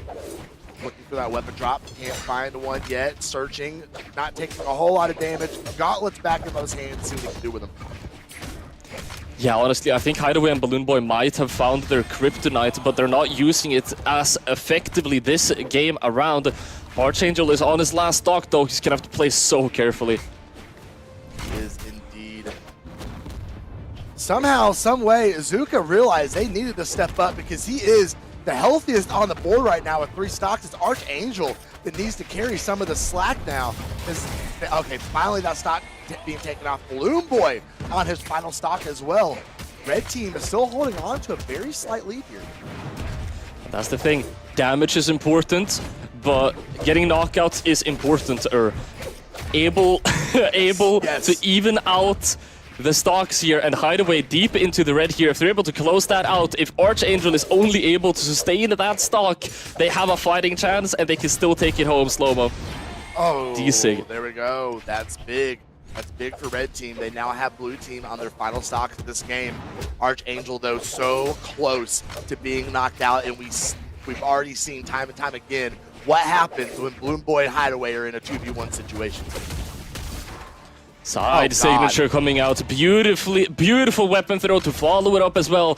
And now Zuko, I've been hyping both ArchAngel and Zuko up. Their 1v2s are clean, but is it clean enough to have a fighting chance, to get a point on the scoreboard and to stay in the tournament? This is going to be a very, very important game for Zuko. This is the hardest, most important thing he has ever done in Brawlhalla. Is this a 2v1 situation he is in right now? They're sending him up to the sky. He's going to have one more stock to play around with. Needs to try and get some damage off of this one first. But so far, nothing being found. Little exhausted recovery is going to at least let him touch and have some sort of chance of getting back up on stage. Desperately looking for that weapon drop, and blue team doing everything they can to keep him away from it. And he's not finding a lot, but he's finding a little bit. As long as he's able to, every once in a while, he's able to tap in, he's able to get a couple of hits. It shows that he still has that potential to win in neutral. It's only a matter of when is he going to find that opportunity to deal some serious damage, but you don't have many opportunities. No, he's running out of time very, very rapidly. We're seeing this discipline from Hideway and BalloonBoy, not engaging him off stage, not getting caught in a guitar string, forcing him to come on stage, fight them. That speed from the Asuri, though, making it a little difficult for them to be able to put a weapon on him. Finally, there we go. Hideway got a hold of him. This with recovery. BalloonBoy's going to follow up, but got baited into the neutral sig, and now it is Hideway and Zuko, and the damage is even, Polly. This is literally anyone's game. That was rough. BalloonBoy being taken out right there. It's possible, but either way, his cannon has been looking so clean today, slow-mo. I don't know what to think of this. It certainly has. He gets one decent string. But I mean, if he gets caught off stage with a neutral sig off those guitars, that could do it. I mean, this is literally either one of these guys. There we go. Uh-oh, this is not what he wanted. Big damage coming. But now we got gauntlets and the positioning off stage. Zuko getting back over, has that sword in hand. Is he going to be able to finish it up? He's on the right weapon for it too. All he needs is a single D-Light. Hideway struggling to find this knockout. Zuko gets the nair, tries to get a second one. I smell the D-Light from a mile away, but Hideway won't allow it to happen. Gets that Seer. Not going to be committing to the offstage, swapping over to the cannon instead. Endlight whiffed, and that's going to be the punish, but nothing is knocking out right now. Zuko threw their weapon. Oh no. Oh wait. Oh, the fight. Oh, this is so close, Polly. Oh my god. This is crazy. Nope, I can't watch. Let me know when it's over, Polly. Zuko throwing away the guitars, trying to get a sword, able to maneuver around the dare as well. Recovery now going to be connecting, and that could have been it! But the Seer is going to be missing. The D-Light recovery is gonna close it out. Zuko and ArchAngel are still in the game. Zuko with the clutch of the century, able to close it out. What was that? Polly? What happened? That's dude. Bro, I said it was going to be the hardest, most difficult thing, his biggest moment in Brawlhalla ever. And my man said, okay, bet. He stood up, he rose up, and he got that dub. And keeping his team in this set, that is crazy. I cannot believe he was able to do that. Well played, Zuko. Well played. That right there was one of the most intense 1v1 encounters that I've seen so far in Brawlhalla 2v2. But the show must go on. We're going straight into our next game, and ArchAngel and Zuko, if anything, they have re-sparked their hope. ArchAngel probably freaking out in VC right now. I can't believe you just did that. Going into the next game, BalloonBoy and Hideway, they're probably a little bit disappointed of how that one turned out. Yeah, I mean, if you're blue team, you think you got that wrapped, bro. Like 361 PR. Who is this guy? And he got him, bro. He got him. And they are continuing here. We're seeing red team does have the slight advantage, but it's just back to blows here, just like it's been this whole set so far. As Zuko and ArchAngel try to force this into a game number 5. Man, I hope they can do it. Alright, they're patrolling the ground on Katars right now. They've been able to take 2 stocks off so far. ArchAngel is still on his first. He's going to be able to aggress a little bit since he has that extra wiggle room.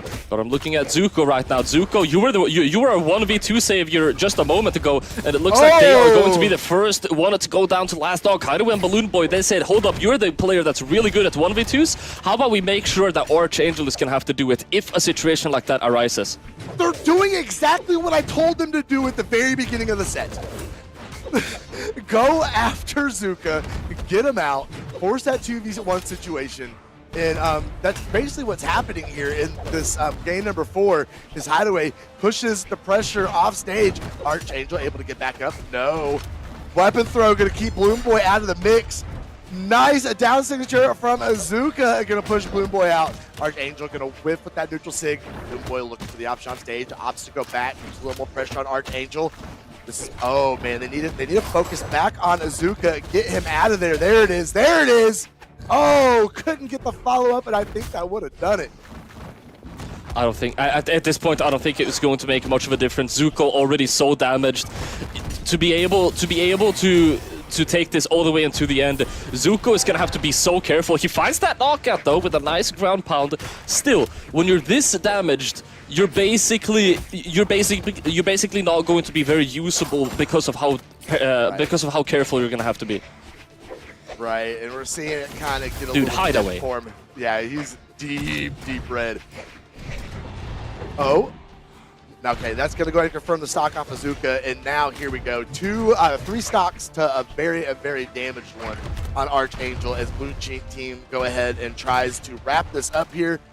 And man, I'm going to go ahead and let this finish out here. Weapon throw coming out. ArchAngel, sweat beads dropping, gets the hit, but not enough. And great performance. Okay, BalloonBoy, Hideway, getting the job done. But I am so impressed with that 2v1 situation from that game number 3. I don't even know what to say. Yeah, I'm going to be completely honest. This last game, I was kind of at a loss for words because I still had chills. Right. I'm still on the last game is where I was. And I think, unfortunately, Zuko was too. Because we see those first 2 stocks, especially on that chart, and that is rough. bro. That is rough. He did a lot better on that third stock, was able to tank it out a lot further. But I think his chart especially tells the tale of that final game, and they just they took care of those first two stocks and made him a non-issue.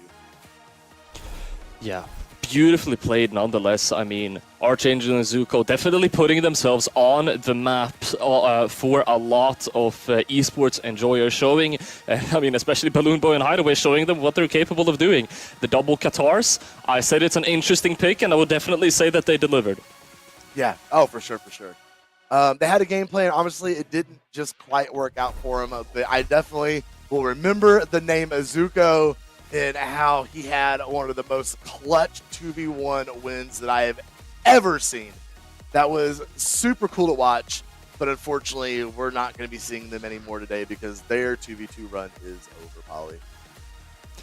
Now, one door closes and another opens. We are going to be continuing on to our next game, and we have some familiar names. We got to follow MegD and Raish earlier, going up against Worthy and Anonymous Alex. They lost that in Game 5, which does mean, indeed, they are on the elimination side of things, where they will now be met up with Nom and AO Blue. AO Blue, another one of those names that has been around for absolutely ever. Nom, I'm not very familiar with, to be perfectly honest. And it seems that Brawlhalla Esports may not be either.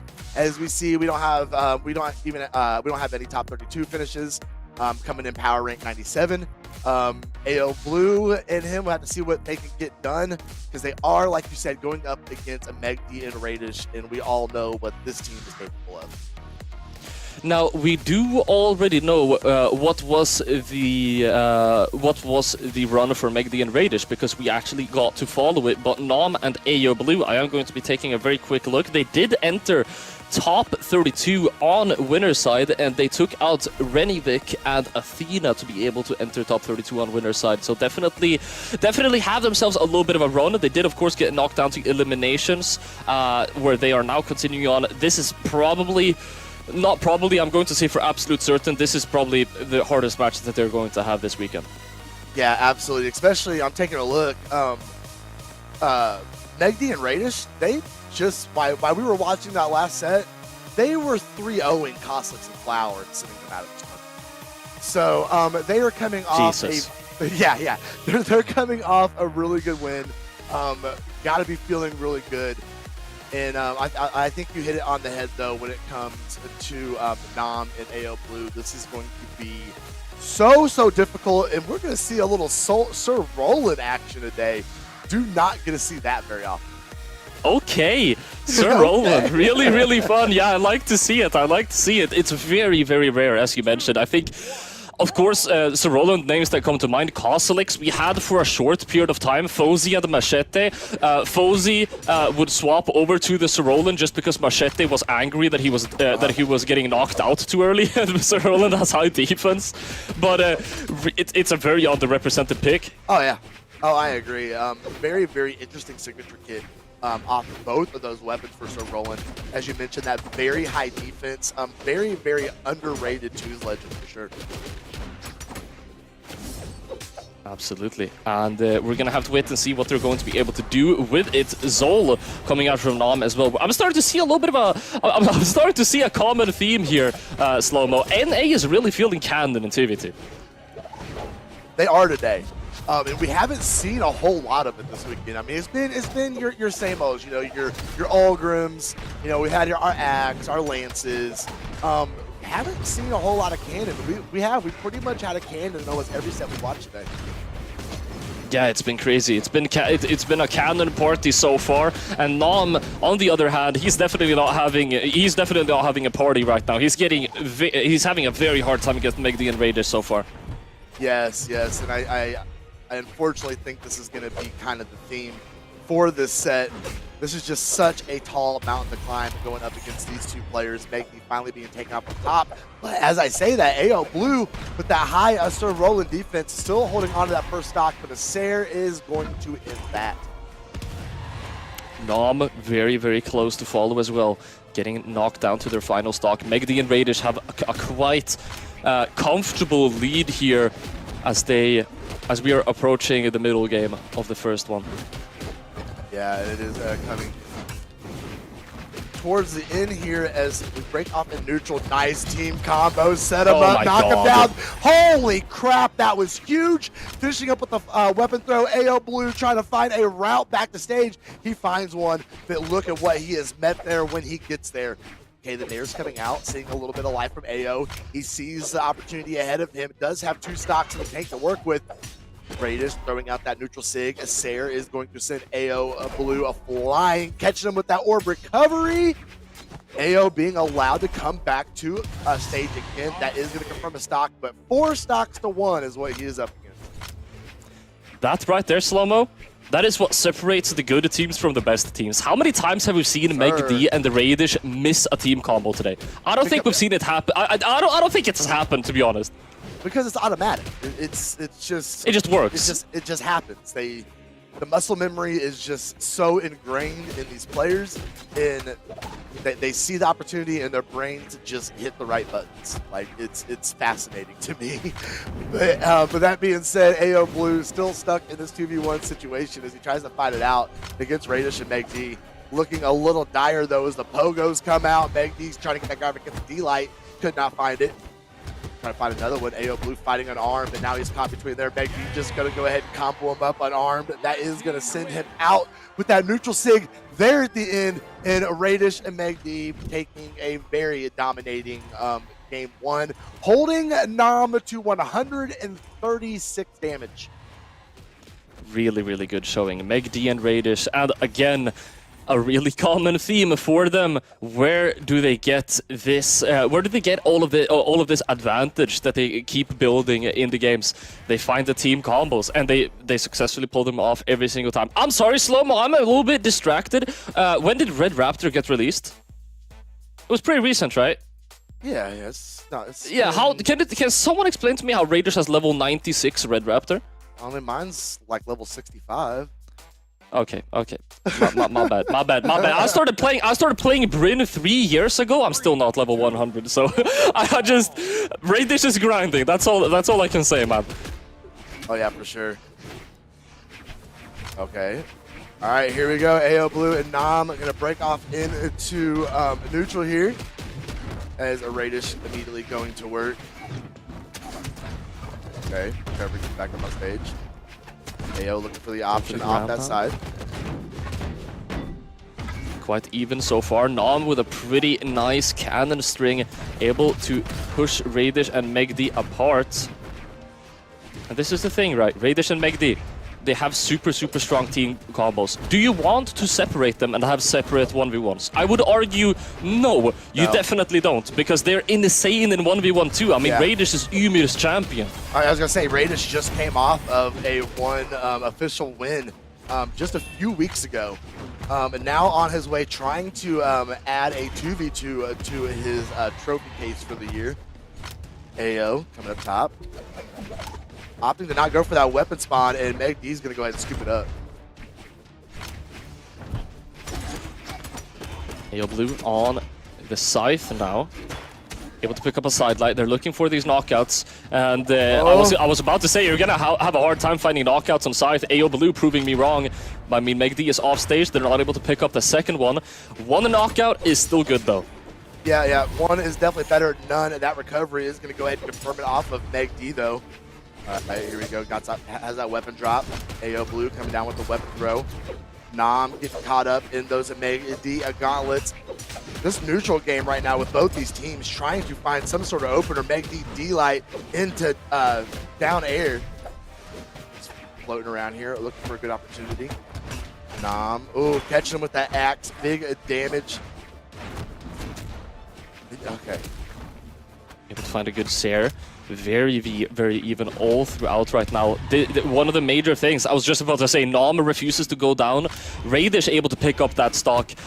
As mentioned previously, damage is important, but finding knockouts is absolute paramount. If they're able to find one onto AO Blue as well and sustain that stock, this could be 2-0 on the board. Nam and AO Blue need to take the stocks off so quickly now.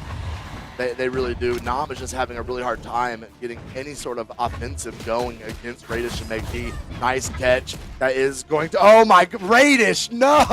The ground pound from literally left field. Gonna go ahead and confirm. And that's it. Oh no, Raish dropped it. Raish dropped it. I mean, hey, okay, and they pick up a second one. See, that's the thing, right? I say, have we seen them miss a single team combo? I think yes, that is the second one. But how, like, does that matter if you're finding like 8 of them every single game? Right, exactly. They are literally able to find that damage build up at will. Man, blue team. What? I mean, okay, let's be hypothetical here. What adjustments could they possibly make?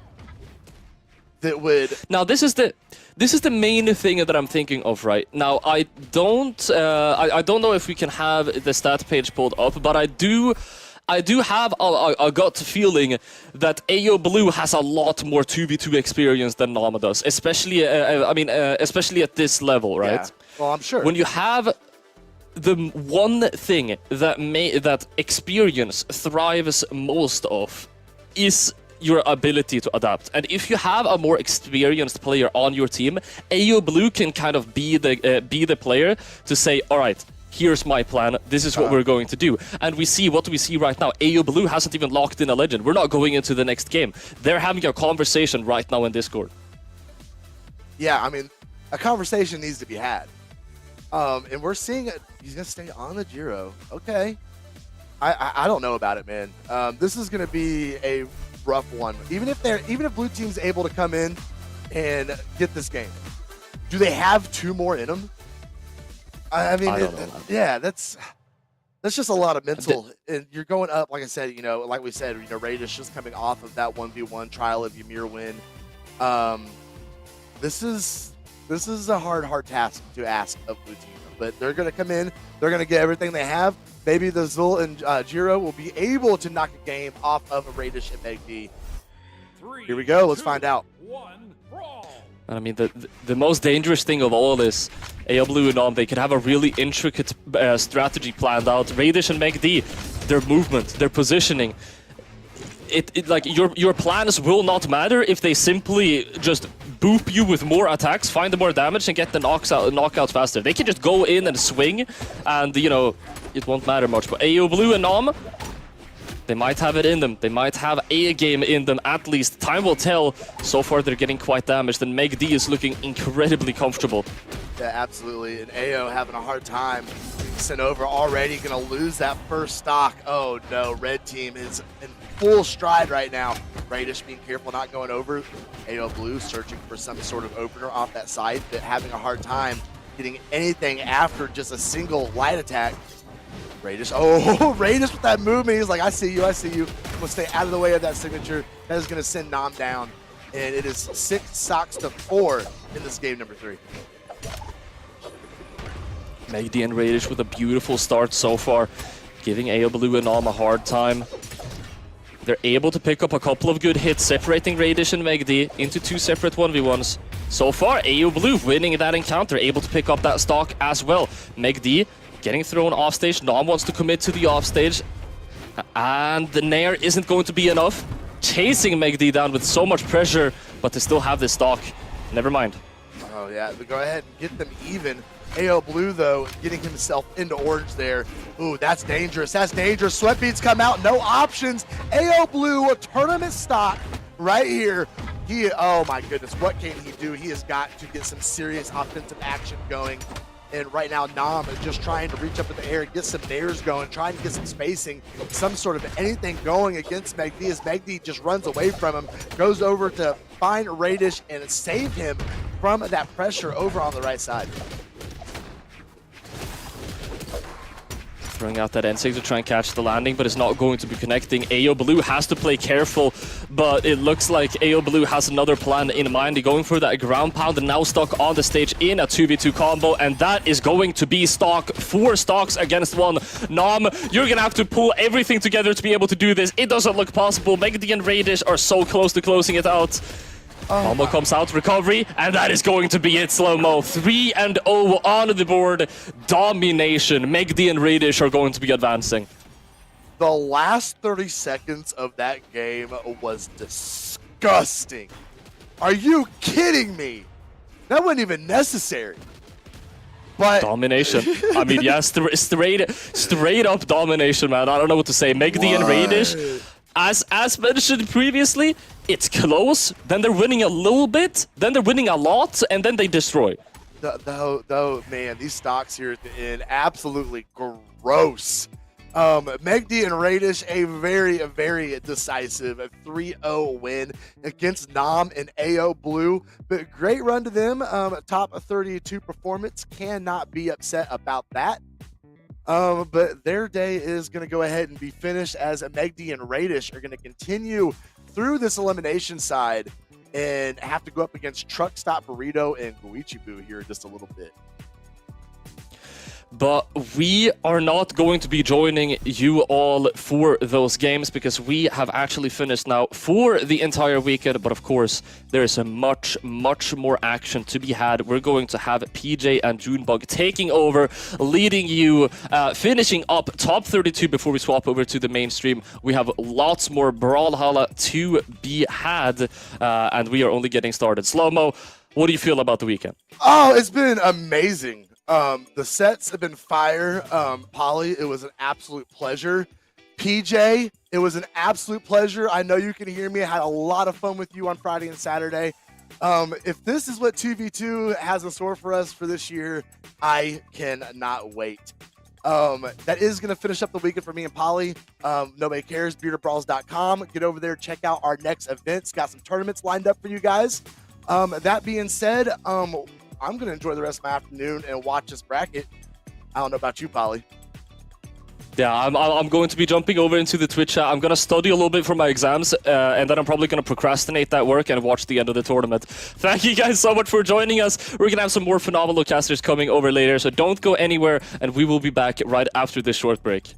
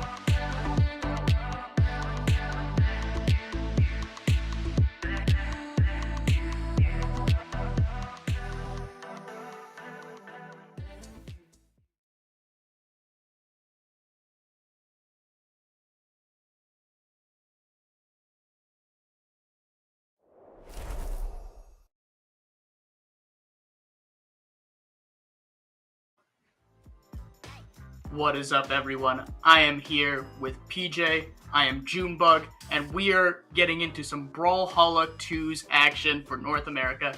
We're experiencing a little bit of a crossover event of our own here, as me and PJ, this isn't our game of forte, but we're still excited to be here, and we got a lot of good matches coming up. PJ, how you feeling? Feeling great. Fortunately, I was able to commentate all the way starting on Friday with Southeast Asia. I got to do that Twitch Drops announcement. Once again, Twitch Drops are incoming to Brawlhalla. Yesterday had some great times with South America and EU. A lot of Olgrim, as always, but I think that's just the case for twos. But we're now getting into North America, which, if I'm not mistaken, and make sure you're following Pro Brawlhalla, the Brawlhalla Esports Twitter, there's been some pretty amazing moments so far already in 2, so it should be very exciting. We're going to be doing the top 8 qualifiers through the elimination side, so this is where it all matters. They're trying to make it into top 8 through the elimination side. Some people have been on insanely deep runs, some have just got sent to elimination, are looking to tap in their ticket to top 8. Regardless of how far they've made it, we're here now. Me and Junebug will be getting into top 8 elimination side qualifiers. Yeah, and losers of these matches will be getting 9th, just outside of that top 8, which might sting a little for them, but still quite an amazing run if you're able to make it this far in the bracket.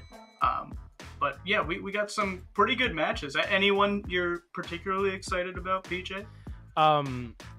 It's no surprise, but I'm a big MegD fan. So when I saw MegD and Raish sign up, Team Conquerors, as they like to be called, I got really excited. I'm always super happy to be commentating MegD and Raish. I'm not trolling, I promise. I really do like their team. Versus somebody that I hold to, also very near and dear to my heart, Wichabu, who plays Lin Fei, known as one of the Lin Fei players in both singles and 2. So it's really exciting to see them going to be teaming with Truck Stop Burrito. So one team that's super heavily tenured, a lot of tournaments behind their back. C3 already in the elimination side of the bracket versus Truck Stop Burrito and Wichabu, who have only about tournaments under their belt, most of them last year. So they're going to be kind of rekindling that flame, that doubles flame, and it's going to be great.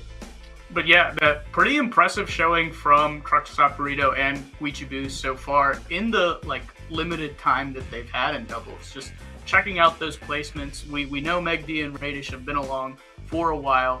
But, Wichabu catching up on those top 32s there in the year that they've been active or really come to fruition there.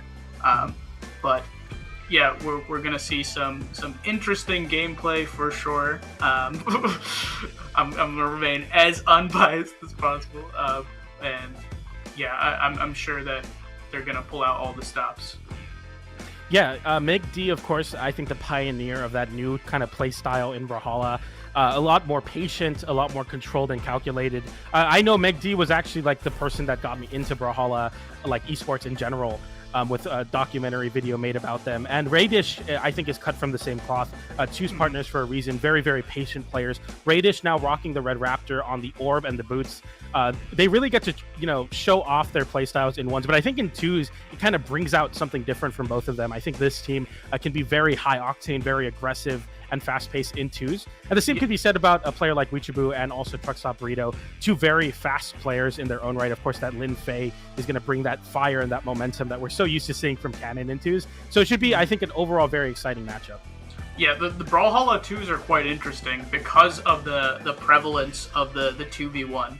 When people get a 2v1 sort of situation, they can really confirm into some devastating combos. So it's not really great to play extremely disciplined, extremely laid back when your partner is getting a combo set up. You want to be able to take advantage. And honestly, you know what they say, PJ, defense wins championships, and MegD and Raish are perfect examples of that. And the fact that they're still able to make doubles work just shows a high understanding of the meta and a high understanding of Brawlhalla.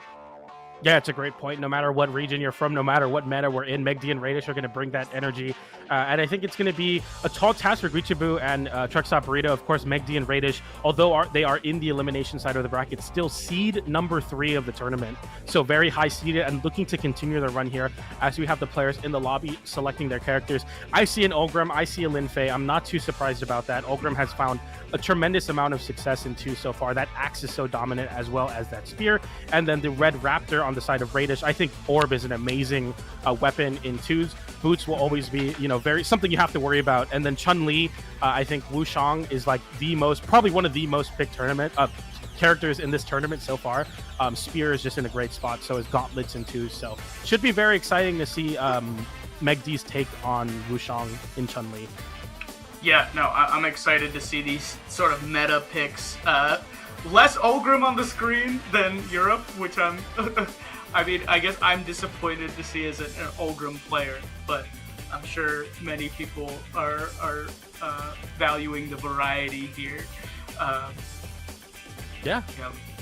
I do think variety is a great word. I think seeing Raish on Red Raptor, a legend that isn't picked so much, as well as Lin Fei on Guichibu. So it's like two people that are playing into those meta picks on Ulgrim and Chun-Li, and then you have, the character specialist in Guichibu on Lin Fei, as well as Raish on Red Raptor. So regardless of the way it cuts, I think this is going to be a very exciting matchup between the two. As we get into Apocalypse, game number 1, we are in top 12, top 8 elimination side qualifiers. Let's get into it now. All right. Blue team sort of vying for the weapons here. All right, and now both of red team is armed. Oh, Raish being on the boots. Yeah, boots are going to be big here alongside the gauntlets, and you see that already. Boots having the ability to really isolate people. It does so much damage, and it has such long animations when you're getting hit by them. It really allows MegD to kind of shine in those 1v1 situations, but so far what's shining is these big weapons on the red team. The lance and the cannon have been in synergy at taking up this space from the blue team. Two weapons that need some space to start operating. MegD with a big pop-up, though, on the 2 double hit there. Can't really find much more, and that's going to be the first stock of this set being taken on on Raish, as the red team are able to take a stock each with a slight stock advantage going into this first game. Yeah, red team easily cleaning up those first stocks. Let's see what blue team can do to bring this back. I'm loving the Ulgrim play from Truckstop, just kind of hanging out by the edge of the stage there, not overcommitting, looking for those reversal opportunities, looking to break up combos, playing super safe there. Yeah, well said, and MegD able to close out that stock there. Wushang Sigs are going to be so solid at finding those stocks, and Ulgrim at high defense legend, as well as being pretty low in the damage, considering, it is twos, going to live past that double down light into side air. Now the blue team looking to equalize the stock count there. Guichibu with a little bit of team damage, has to recover now is Ulgrim. MegD with the ledge trap, but on the other side, Raish getting caught with a neutral sig from Guichibu is going to force this to be, it's a much harder comeback now. 5 stocks to 3 here for the blue team. And I liked how MegD played that 2v1 situation, sort of hugging the edge of the stage there, making sure not to give the blue team any unnecessary 2v1 damage. Super important. Yeah, you have to play passive there, and Raish going high there, but the weapon toss comes out from Guichibu to interrupt that ladder. Big open up there, double side light for the blue team, but they can't get much more damage than they got. Guichibu now has Raish in a bad spot. The half pipe comes through, but gets broken up by MegD's Nair. This is a big opportunity for the red team, constantly juggling the blue team. The blue team can't find any footing and now can't find weapons as Guichibu gets the neutral sig to call out MegD's landing. Guichibu's been on point with those neutral sigs, and red team was looking very strong at the beginning here. I was going to say blue team was making a slight bit of a comeback, but then red team just stifled a lot of the momentum there. Oh, and that's it. That's it for MegD. Raish with a mountain to climb here. Definitely can possibly make it happen, but the caster's curse coming in, and that's going to be red team taking the first game with Truckstop, Burrito, and Guichibu on the Lin Fei playing very, very well. The damage pretty even between the two of them. Something that's kind of been different for NA, I think, is that they have very close damage and KO'd numbers. I think in some other regions, like there's somebody that's really heavy on the point in terms of doing like a majority of the damage. But this team in particular really doing equal amount of damage, getting equal amount of stock. So it makes it difficult for the blue team because you don't have like a target you can pinpoint because they're both doing so well. Yeah, you don't necessarily want to fall back on the support Ulgrim when they're doing so much damage and being as active as Truckstop. And look at blue team's damage in comparison to, oh my god, the lance damage coming through. 357 damage from the lance. You love to see that if you're an Ulgrim main. Yeah, quickly look at that third stock on the graph for MegD. I mean, that is one of the smallest graphs I've seen in a while for someone's third stock in two. So MegD potentially needs to make something up here to make to have more output in this twos match, because I feel like that's the big difference maker. You see MegD surviving for so little is going to make it so that lead becomes unsurmountable for the blue team, as the red team now being the underdogs in the set, seed number 12 versus seed number 3 of the tournament with a 1-0 lead. I would have not expected this, June. Yeah, no, we could see an upset here. Let's see if red team sort of holds steady or blue team can make this comeback. Yeah, and starting off here, and yeah, the blue team having some control up center set. Raish on the orb is controlling a lot of the aerial space with those side airs and down airs. I think that this sort of spacing is going to be super important for blue team. Just this tight, disciplined play in center stage. Neither one committing, just controlling space. Okay, but red team manages to get in. Yeah, nice recovery from Raish. Guichibu actually having to hit their teammates so they don't get caught by that recovery. Clean and very heads-up gameplay from Guichibu so far to avoid some major KOs there. Gets the jab to send off stage. Raish gets a reversal back in center stage. Chase dodges up to force the low recovery. MegD is going to capitalize on that pop-up with a recovery, and that's going to be the blue team with a lead for the first time in the set. Very good read there in the middle of that string from MegD, waiting for the dodge so he could get that recovery. I like that. Yeah, the patience, builds so much of those reads, because when you aren't antsy to take those stocks and you aren't the first one to swing, it's so easy to get those reads going on the dodges.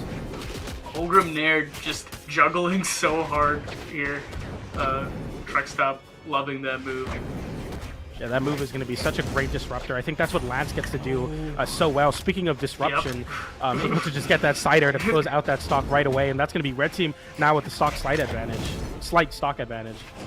Right. Okay, now both teams kind of playing their own little 1v1, but nice target switch from blue team. Still playing a little 1v1, but Guichibu kind of putting on the pressure, making sure Raish wasn't going too hard on Truckstop. Now both teams are together again. Just the overshoot signature. I love that when it's just thrown out right like that as a disruptor. Yeah, I mean, you got to have somebody, and thankfully for Holgrim, more of a support role a lot of times, but still has those really unexpected sigs that do so well at breaking up and disrupting, and I think that's what you're looking for on the side of Truckstop, as Guichibu gets the big ground pound on Raish's recovery. Red team slight stock advantage once again, but MegD is looking to lose. I mean, you're such high damage, literally anything will KO, as Guichibu's high side air is going to be able to be the thing to close it out there. Truckstop, great juggle on Raish, just getting a little bit of extra damage. That down air converts into the jab. Nice from Raish to disrupt, but takes so much damage for it. It might have not been worth it there. Yeah, Guichibu being super aggressive on these edge guards here. On the Katars, he wants to get those early kills, those early string setups. Goes for that recovery there on Truckstop. Truckstop not giving anything after that first dodge read was on the first stock. Truckstop with a big open up on MegD. MegD not many resources, but great reversal. Big edgeguard opportunity, drops it there. The Nair gets disrupted by Guichibu's Nair and gets a reversal off of it. The side air after the Nair. Raish now to lose the stock. Oh my god. What just happened? Guichibu with one Nair disrupted the entire plan, and that's going to be the red team closing it out after MegD looked like to be in such a positive spot for the blue team. It just all slips away so quickly. Wow, yeah, we're gonna have to see an instant replay, and can we get a slowdown on that too? I just want to study that interaction. Oh man, and that's the speed of twos right there. It can look so good for one team, and okay, that Nair off the stage. They're both trying to, and but Raish went for the signature, and then Truckstop with the down air, and no resources on Raish. Yeah, that's it. Very well played off the side of the stage there. Just taking advantage of Raish just burning his resources and still getting the knockout on MegD. Just wow. Yeah, I think like the MVP of that situation, Guichibu, realizing that Raish is going to go for a gravity cancel end sig, runs all the way back to the stage so that they don't get any chase dodges, and it makes it so easy for Truckstop to land that down air and just force Raish too low without any resources. MegD getting a little bit too maybe antsy off stage, like something that we're not used to seeing from MegD, but I feel like rushing that punish leads to that reversal, especially in a 2v1. So risky to go for that Nair. I know you need to make up that lead, but in that positioning, I think Guichibu is just so strong, and that really shows the strength of the Katars. Guichibu with 387 damage on the Katars. Katars has been the big disruptor in this game. And something I noticed earlier in this game as well is MegD picked up a spear and just kind of chucked it away, favoring the gauntlets over the spear, as we can kind of see with the damage. Maybe they want that neutral matchup, or they feel like they can really support Raish with the gauntlets. But yeah, less so the spear usage here.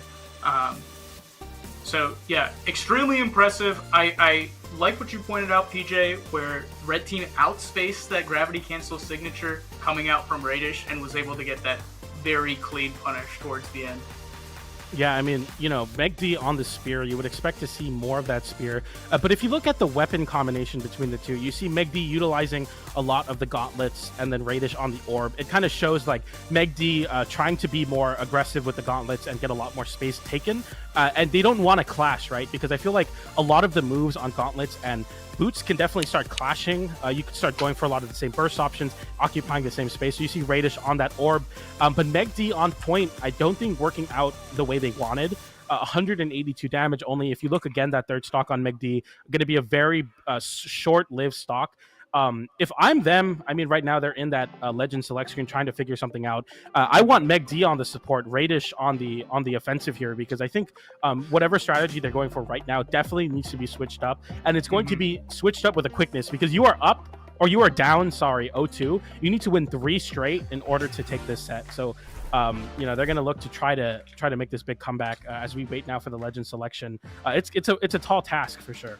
Yeah, but if there's a team that can do it, it's the defense team. You know, yeah. They have a lot of discipline built up over years of playing a particular way, and I want to see them at least make it a good show, make it close, and yeah, some adaptations are definitely needed in who plays point. The orb is still working out for Raish, was in the 300 damage range, sort of like Truck Stop and Guichibu.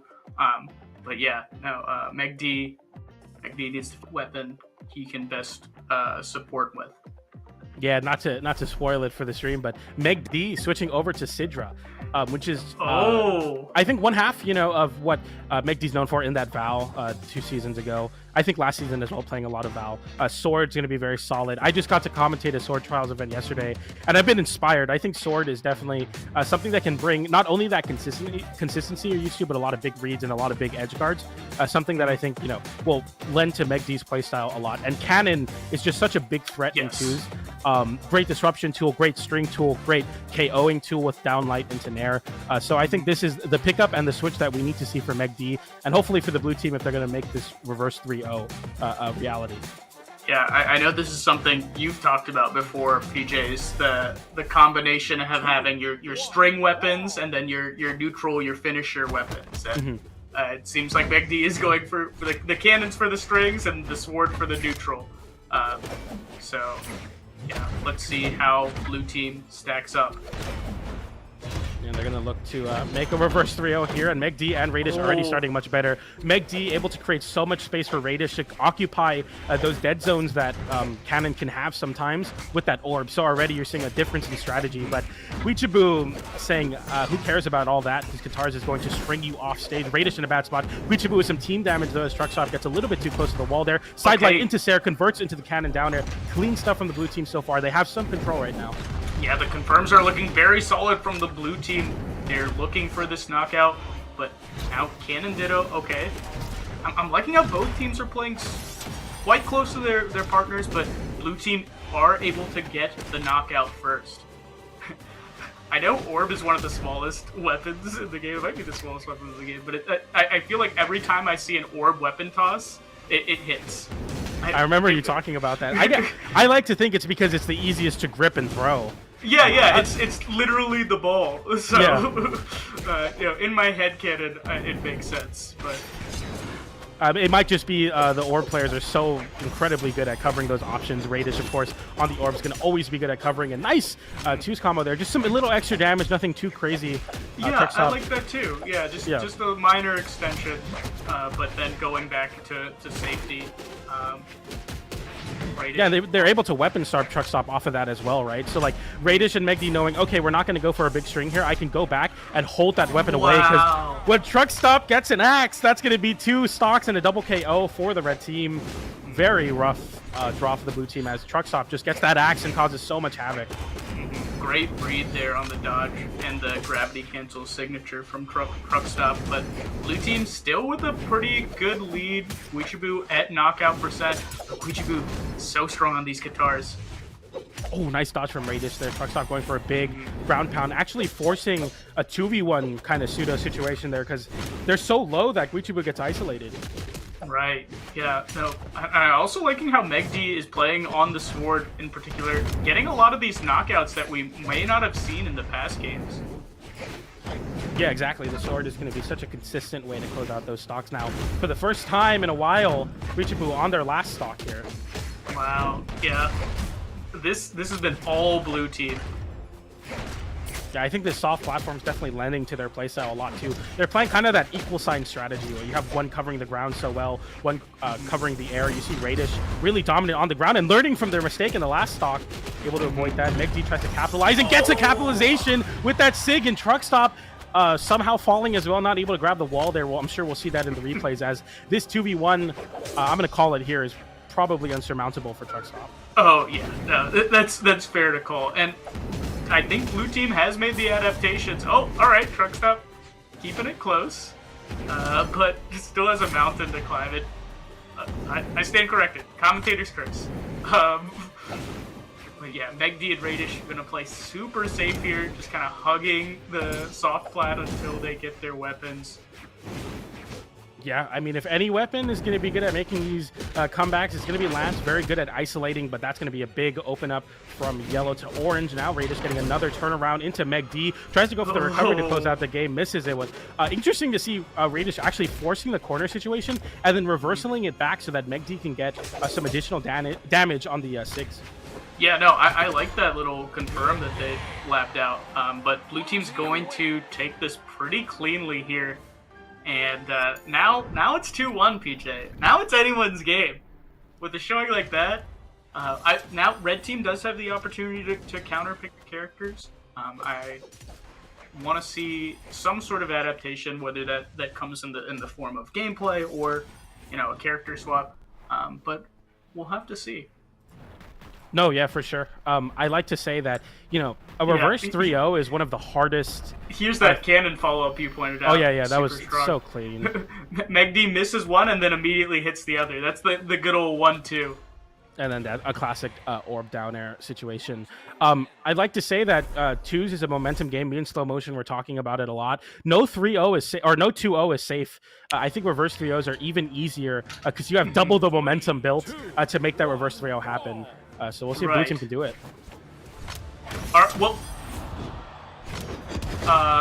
okay. A little technical difficulties, maybe? Yeah, we're going to go to a quick reset here for sure, and that's going to be... but regardless, I think this counter pick working out very well. The Sidra for MegD, fighting a lot with the cannon. I think it's, easy to be like, oh, MegD known for a certain combination of weapons. You're not going to expect to see the cannon be so successful. But at this caliber of play, no legend is unpickable for these players. They're going to be so solid. I mean, whether you're a ranked demon or a sparring demon and you play a lot of Brawlhalla, you're going to be good at a lot of these weapons that are incredibly meta right now, especially in the twos format. I like to say that twos, you don't have to be so perfect in neutral, which I think is usually the hardest part. You just need to have that really strong punish and just understand okay, I know how to cover this spot and use my movement to make my weapon shine. And I mean, if you're a top player in this game, you're going to be super confident in doing those things. And that was super prevalent in the MegD cannon usage, just putting out hitboxes exactly where Raish was going to send to him. And that comes with an understanding of, what the knockback angles for moves are, how particular moves work, and also an understanding of your partner, what sort of moves they want to favor in the 2v1, what sort of things you should be expecting. And we saw a lot of that come out in that last game. No, yeah, exactly. Just having that synergy. And I think the most impressive thing for me is seeing players that or seeing when the team are on two weapons that are very aggressive and very forward moving, how they don't get a lot of team damage. That's something that you don't really see all that often, is like big team damage, big like catastrophic mistakes. They're still so confident, and I think a lot of that has to do with like the really fine-tuned movement of this game and how people are able to really put their characters where they need to be, to not, you know, interrupt and interfere with their own teammate. As we get into Apocalypse now, game number 4, with the red team being up 2-1. Okay, now Raish on the orbs. MegD still looking for a weapon able to pick up the sword. Now something I feel like Guichibu and Truckstop were quite good at was the guitar lance setup, where Guichibu was just going ham off stage. And if at any point they tried to get a reversal on Guichibu, Truckstop was there with Lance Nair. Truckstop was there with Lance Nair. Just extremely fast gameplay. No, yeah, exactly. And as you say that, Guichibu forfeiting that cannon for the guitars, I definitely think that was the winning combination for the red team. I think you're very right there. Oh, but cannon's so strong from MegD, just carrying Truckstop all the way to the right side of the blast zone. Wow, and very heads up from MegD, getting the 2 hits and then immediately chase dodging diagonally up.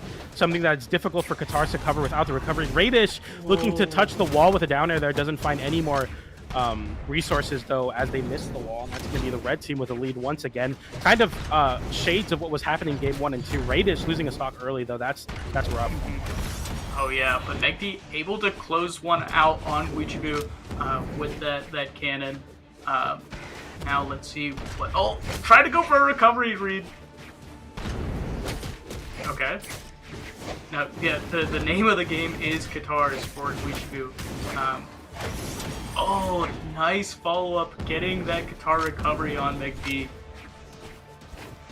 And so far, the blue team looking to try to even up the stock down here as Truckstop gets hit with a big side air, gets disarmed, so now in a really tough spot as MegD tries to get a little cannon down there and Guichibu to set up a double edge guard sequence, doesn't find it. Raish scooping Truckstop and still surviving that recovery. Very, very high defense on that Ulgrim. Once again, another recovery comes through, but finally Raish able to close out that one. Looking to create a juggle on Guichibu, but Guichibu's movement is so confident. No dodges, no jumps, just landing using only aerial drift. It just really shows like Guichibu on the Katars being so confident. And one of those more popular double strategies, 2 strategies, is going towards the high end of the blast zone when there's a 2v1 situation. Just limit the opportunity for the opposing team to get their bread and butters, their true combos. And Guichibu showcasing his movement there. Oh, okay. Yeah, nice catch from Guichibu. Wow. Finding the disruption on the down air and then immediately going for a big sig, knowing that somebody's going to try to back up in the corner, but that was a big open up for Raish. Yeah, just managing to confirm on 2 players there. But yeah, Raish almost losing this stock. Oh, there it is. And they're down an entire 2 stocks here. This is huge for red team. They could potentially knock MegD and Raish out, which would be a very big upset. Seed number 3 of the tournament, once again, looking to fight their way into a Game 5 situation. Red team 2 stocks away from making top 8 here. To be a big deal for this team. Only their 3rd tournament playing as a team together. Oh my god. Yeah, so interesting here. Oh, but Guichibu getting hit by the cannon. Okay. Yeah, you see that Truckstop is saying, I don't want any smoke. I'm going to sit on the wall and just wait nice and calm for my teammate to get back, grab a weapon. The longer you wait looking at me, the longer for my teammate to get a weapon. Nice down light into Nair, no matter the format, no matter the game. That down light Nair is going to be a great confirm at closing out the KOs. Yeah, MegD getting a lot of these confirms with the cannon Nair. Super important for the team now. And they have a mountain to climb here. I like MegD using sword, just that more neutral heavy weapon. And look, the patience coming out. Blue team knows this is elimination point. They're going to be playing super patient. Oh! Big open up, avoiding the side light as well. Big combo for MegD. Gets a sider on Truckstop. Guichibu getting sent away now. It's basically a 1v1 on both sides of the stage. Raish and MegD dropping the edge guards now. Back to center stage. Guichibu is missing everything. Has not found a single connection, but somehow Truckstop finding some reprieve in that side air, but it's still not over. Oh, missing that follow-up with the recovery there. Raish looking for the raw recovery on Truck Stop. Oh my god, another raw recovery. Can't find the scoop. Yeah. Oh. You see that dodge from Truck Stop, so worried. You have to lock in these 2v1s. Raish with literally one more chance at survival. The Axe neutral light coming through, not connecting. Guichabu forcing themselves off stage, but that's going to be Truck Stop with the side air to call out the weapon grab attempt. That's going to be Team Truck Stop and Guichabu taking it 3-1 over MegD and Raish. What an upset. Oh my god, and they almost brought it back towards the end there. Blue team was playing so well and so patient, but red team just clutching it out even more so. Oh my god, and that Sair by Truck Stop just came out of nowhere on that last stock. Okay, here it was. Yeah, immediate weapon pickup into the Sair. Just quickly catching MegD. And wow, yeah, another Sair from Truck Stop to close it out. Oh my god. What an upset, PJ. A major, huge upset. You see that Guichabu only 183 damage. Team MegD and Raish 593 and 477 Raish, 51% accuracy on hits. Truck Stop, though, dealing 467 and taking 576. Guichabu taking 566. Defense wins championships, and the red team showing that right now with the defense really coming into play, just holding on to those stocks. Yeah, those early knockouts from red team just being super important, and the fact that they took so long to get knockouts. Yeah, I for some reason I thought Guichabu was going ham that game with Katars, but they only 168 damage, but they did get a couple knockouts, which I think were important there. And then Truck Stop with the Lance, as always, just coming in with the 300 damage. MegD's cannon damage looking pretty solid. And I think it was a good pick. I think the Sidra pick was good. And but ultimately just came in a little too late. I wonder how that set would have looked if MegD started with Sidra. Yeah, it worked out, right? Of course, one half of that vow, trying to play that Wushang with the gauntlets, didn't work out, switched over to the Sidra. It worked, and I want to say, if not for a couple drops from that team, they would have been able to win that. MegD and Raish doing so much more damage that game. But as you said, defense wins championship. Not losing those stocks was a really big deal. As we get in to the next match, I think that's definitely going to be a motif of this block is defense wins championships. Whoever can live the longest is just going to win, get those early stocks as well. But regardless, big congratulations to Truck Stop, Burrito, and Guichabu, seed number 12 of the tournament, locking in their top 8 ticket through the elimination side. Big shout out to them once again for making it in. That's impressive. Yeah. For sure. And we got another match coming up. We have Santi and Faison versus Hideway and BalloonBoy. So this is going to be an interesting matchup. Looking like I see gauntlets, I see cannon, Devil Jin, Onyx. We got Bryn here. So a classic Axe Spear champion or legend. And another Devil Jin being locked in, I see.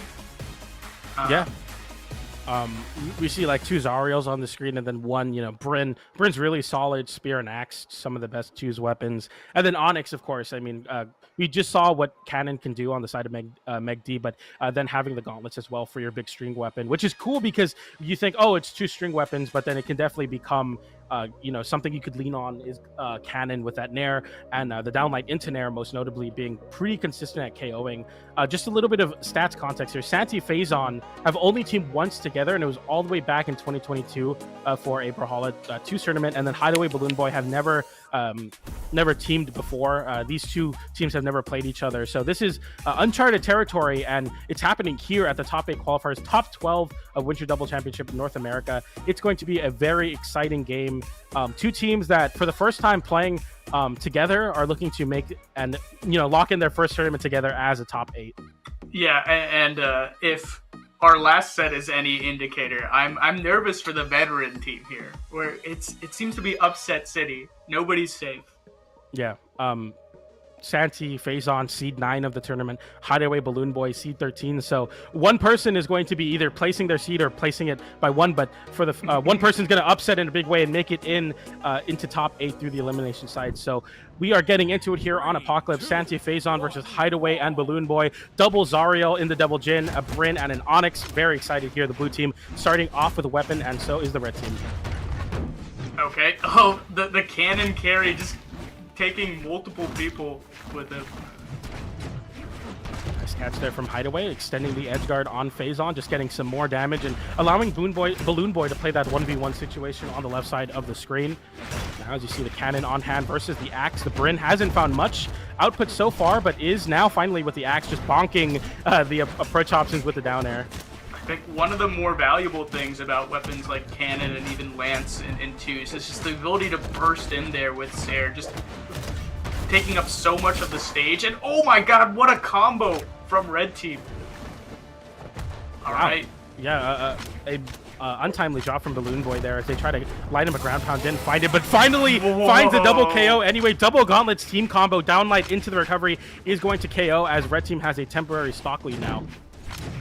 I'm really liking the confirmed so far from Hideway and BalloonBoy. They're showing some stuff.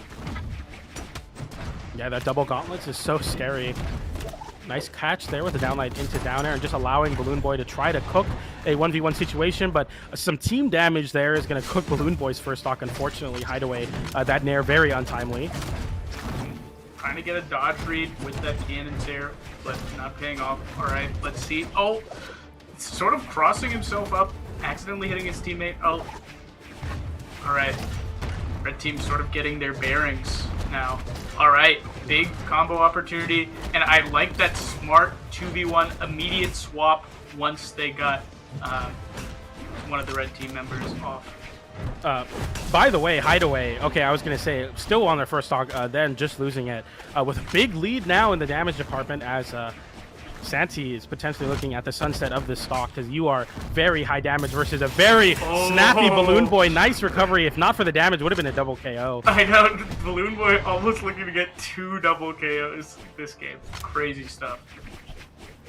Nonetheless, nice tapping from Hideway there, drawing the gauntlets to cover that diagonal down low recovery option, then just going off of the side air. Clean edge guard so far for the red team. They have been pretty on point so far. Hideway going high with the string, double chase dodge up and continues the ground pound, not connecting, but Faison tries to go for a reversal side air to potentially get a wall spike, but didn't find. That's going to be the red team in a 2v1 situation, but it doesn't matter. It just does not matter because Hideway is there with the big cannon string. Don't let it be you. That's going to be them taking game 1 in a dominant fashion. That entire game is going to go in the BalloonBoy and Hideway combo video. Like, oh my god, the double knockout. So crazy there. And almost getting it again. And yeah, Hideway just got 2 wild strings towards the end of the game there on the right side of the stage, just carrying both members of the blue team one after the other. Look at this, Sair. Oh, and then the gravity cancel. Oh, so strong. Yeah, Hideway immediately recognizing a dodge in and keeping Santi in the air, covers the dodge in, doesn't let them touch the ground to get a dodge back, and just cooks with the cannon. 501, by the way. 501 damage. And that's the stuff that people warn you about when you're playing against cannon. It's like, do not let them read your dodge, because they will take you from one side of the stage to the other. And Hideway showing why cannon has that reputation. Yeah, it was not just any dodge, a dodge in. That's like a perfect opportunity for the cannon players. I'm sure every cannon player at home getting excited for that one as we get into this next game. And Hideway already showing the cannons a big damage output, doing a lot of damage to the blue team. But Faison with an opportunity here to continue this edge guard. BalloonBoy, nice disruption with the recovery on gauntlets. And is just trying to find some control, but the blue team is constantly getting stringed up every opportunity. The red team gets there, getting big damage, and Faison in a really bad spot. Good stuff from Santi to get a side air to disrupt the edge guard. If not for Santi's recoveries on the gauntlet, this would look really bad for Faison. Oh my god, just so much damage coming in from the red team. They are looking very strong in this game too. Yeah, this red team never teamed together, but definitely playing super solidly here. Oh, nice dodge into the nair. Oh, what a confirm. And they're both just edge guarding Faison. What? They both edgeguard Faison. Somehow BalloonBoy gets a nair on the gauntlet, is able to just chase all the way down to the bottom of the stage, gets the ground pound, double chase dodge up. BalloonBoy, meanwhile, has Faison in a cutscene. I mean, this red team is playing lights out. Yeah, oh my god. I said game 1 was a Oh no, combo. Faison. Oh. That was so clutch that they were able to interrupt that ground pound with the recovery, because that would have been it. Nice down light into downer and the neutral light. Dude, Hideway's cannon needs to be stopped. Nerf Hideway, dude. This is ridiculous. Oh my god, it's still putting on the pressure. Alright, Faison manages to get back, gets the signature. Alright, blue team trying to establish a little more momentum here. And very smart from BalloonBoy, living to his name, using those jumps, and trying to become untargetable during those 2v1s. Yeah, little defense tactic there, you know, just try not to get hit by anybody in the 2v1, because it takes a while to get back onto the stage after getting KO'd. And Hideway on the gauntlet. Oh my god! Such good recognition. And, whoa, just a SD there? Was that just a giving up on the Yeah, blue team? I think that was a reset. Now the blue team playing the switching over to a double vow strategy. So definitely just trying to GG and go next quickly there, because that was carnage. Yeah. Like it was Yes. That was bad. That was really rough. And I mean, MVP probably going to Hideway here. There was the amazing combo, and then just the SD towards the end. Santi saying, "All right, you got it. Congrats, guys. You got that game." 459 damage coming in from Hideway on the cannon. MVP. But still, I mean, with a solid gauntlet string towards the end, that might have been where most of the gauntlet's damage come from. That string on the end, and then also the recovery knockout that he was able to get the stock before. Yeah, super solid play from red team. 2, 1. Yeah, that was a clean. They were both on their second stock as well, so they had a big lead. If not for those big, I mean, even if you didn't get those big KOs, I mean, it still would have been really tough. But now switching over to the double Vow on Demon Island. Something to note here is the Vow side Sig. When it's in the air, it's going to set up a spike, so that's something you have to worry about on this stage because the wall's so small. Oh, Nice okay. catch. Yeah, nice catch there from Hideway. I also kind of like this in terms of strategy from blue team. They know the explosiveness from Hideway and the cannon is kind of messing them up. They want to slow it down with that neutral heavy style that Swords can bring. A nice reversal from Faison there, understanding that and catching with what I was talking about earlier, that side sig. But Hideway able to reversal the situation immediately, get a cannon once again. Santi, very high damage, but disrupts with that neutral light. BalloonBoy with a whiff punish immediately just to get a little extra damage, not enough to KO, but you know, you're looking for really anything just so that Santi gets into super dark red, and neutral light on cannon even will start KOing. Nice catch there on Faison's end though. Hideway has to recover. Does that, but Faison able to cover the wall there. This small wall is going to be so good for the Val edge guards as the blue team. Yeah, I like that read towards the end of that stock from Faison, where just covering the cannon stare in and then reacting with the ground pound. I like that a lot. Did you see that knockback angle, by the way, on the left side of the stage? It sent straight down after that sig. Or it was like a gauntlet's side air, and because it was damage stacked, it sent like literally straight down like a spike. That was ridiculous. Wow. Okay, but red team still with a pretty significant lead, and yeah, I feel like they've been playing these 2v1s so well that I'm scared whenever. Oh, classic D-light into Nair. Nice catch there from BalloonBoy, even on unarmed, continuing to be a threat, and charges the side sig, and that's going to connect. Raging Demon from Faison, able to close out that stock. Okay. Yeah, just trying to disrupt that, because the red team is playing pretty stacked on top of each other. This is the most even these games have been so far, so the double Val definitely working out as a big reversal happens on Hideway. Throws the weapon up to give some time. Faison unable to interrupt because no range on the unarmed. Recovery doesn't fully connect on Hideway. That saves their stock. Okay. Oh, but a dodge read. But nice recovery, getting the reversal there from Faison. Oh. Okay, but this stock is pretty important for. Well, I said that before since he got knocked out. Now it's even, and blue team has been establishing a lot of momentum here. Let's see if they can close this out. Yeah, the red team is just so snappy in terms of these team combos. Literally any opening, no matter the state of the game, it could be a 2v1 or a 2v2. They're finding big damage. As I say, that big conversion, that's a ridiculous combo. Azariel is so strong in this format. All right. Oh. Oh, two quick ones. A 3-0 from red team. Congrats to Hideway and BalloonBoy. They're going to be moving on to top 8. Wow. Yeah, that was a tough game for the blue team there. I'm not sure if we'll be able to see it, but yeah, there was just some very interesting twos combos from the red team. You see there the damage stacking down air interrupts their teammates down air with a down air from the bow to send down and away. Like very, very clean play. Yeah, super smart there. And yeah, again, with the 300 damage on cannon, the swords were working out. Lots more damage we're seeing from the blue team because of that sword play. But yeah, I think as you pointed out, PJ, the ability of red team to confirm into these long strings or combos from any place on the stage just made such a big difference. Yeah, and BalloonBoy, 10 SIGs, 70% accuracy. Zariel having literal, like, just true confirms from gauntlets into Zariel SIGs.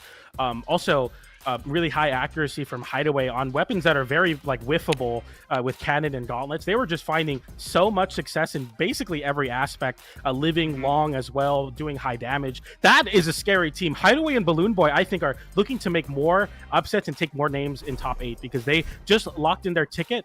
And that's going to be, a 3-0, very dominant. Congratulations to them, of course, being seeded to fall at 13th, making it into top 8. Yeah, that was great. Yeah, if I'm Hideway and BalloonBoy, I'm watching that footage later just to feel myself because it was a highlight reel. There were so many combos in that. They definitely deserve to enjoy that, as I'm sure the viewers did. Yeah, and we're looking to enjoy more doubles. But before we do, we're going to be going to a short break, and we'll be right back with the rest of top 8 qualifiers here at Winter Doubles North America. Stay tuned.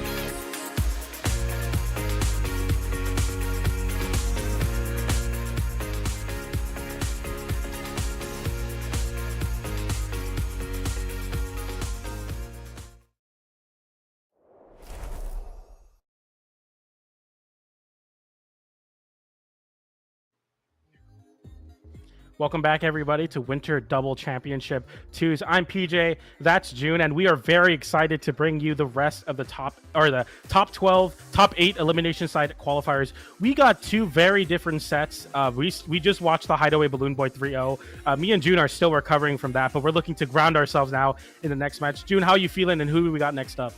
Oh, I'm feeling good, but we got an interesting match. We got Cody, Travis, and Stingray versus Anonymous, Alex, and Worthy. And we were talking about MegD and Raish getting upset. This is the team that upset MegD and Raish, Anonymous, Alex, and Worthy, using the double Taros. So yeah, a bit less of an experienced team compared to Cody and Stingray, but still playing pretty hot this weekend. So it's going to be an exciting match.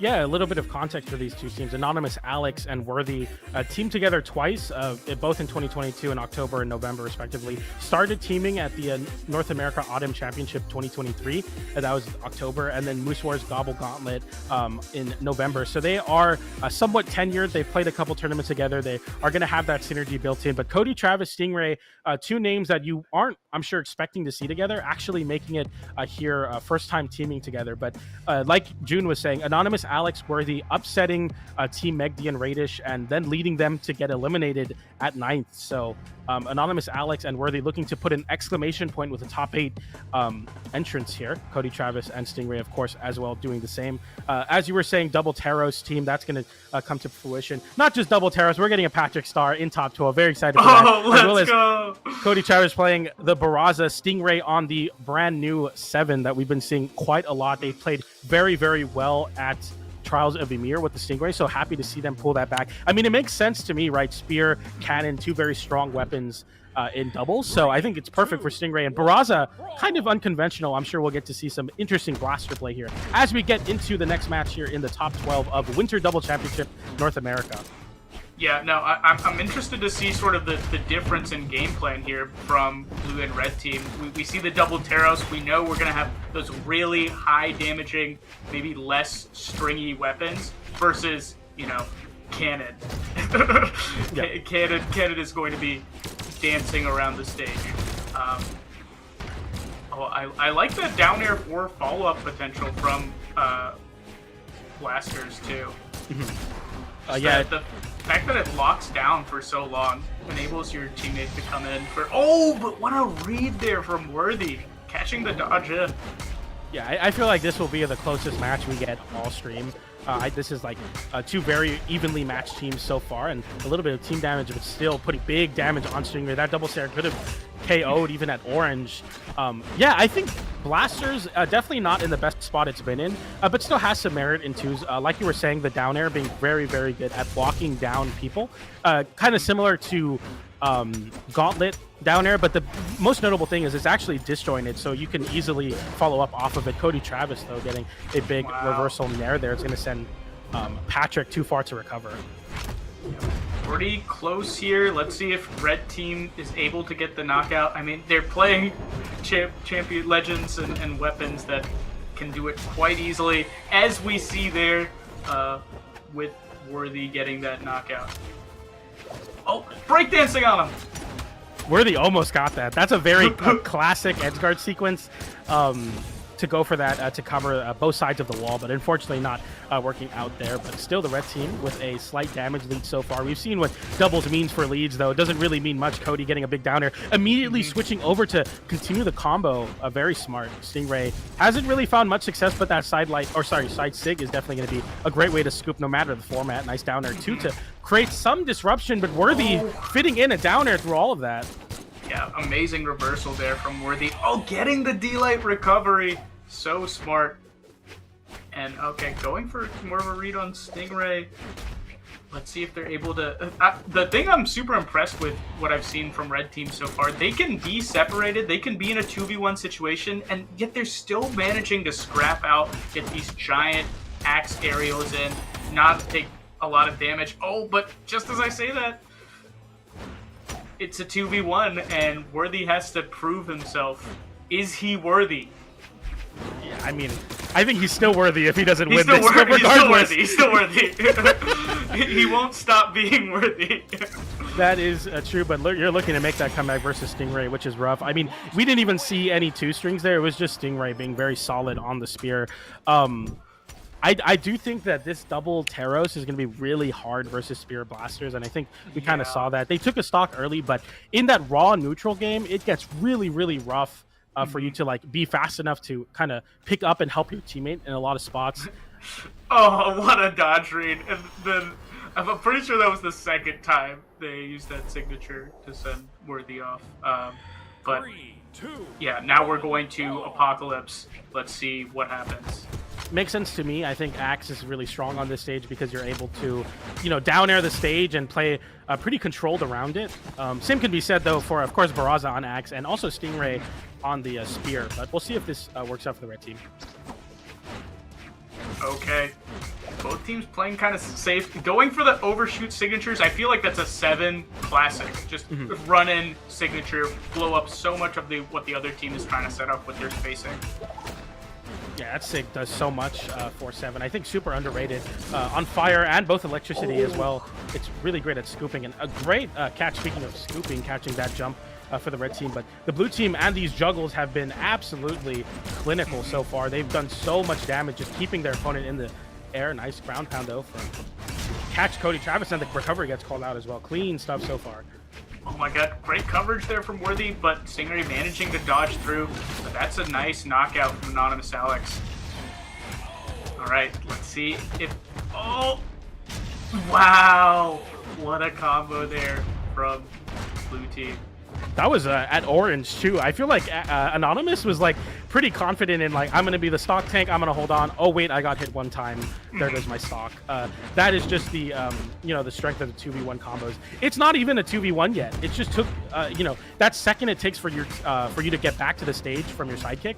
It could just be enough to allow a 2v1 combo to happen.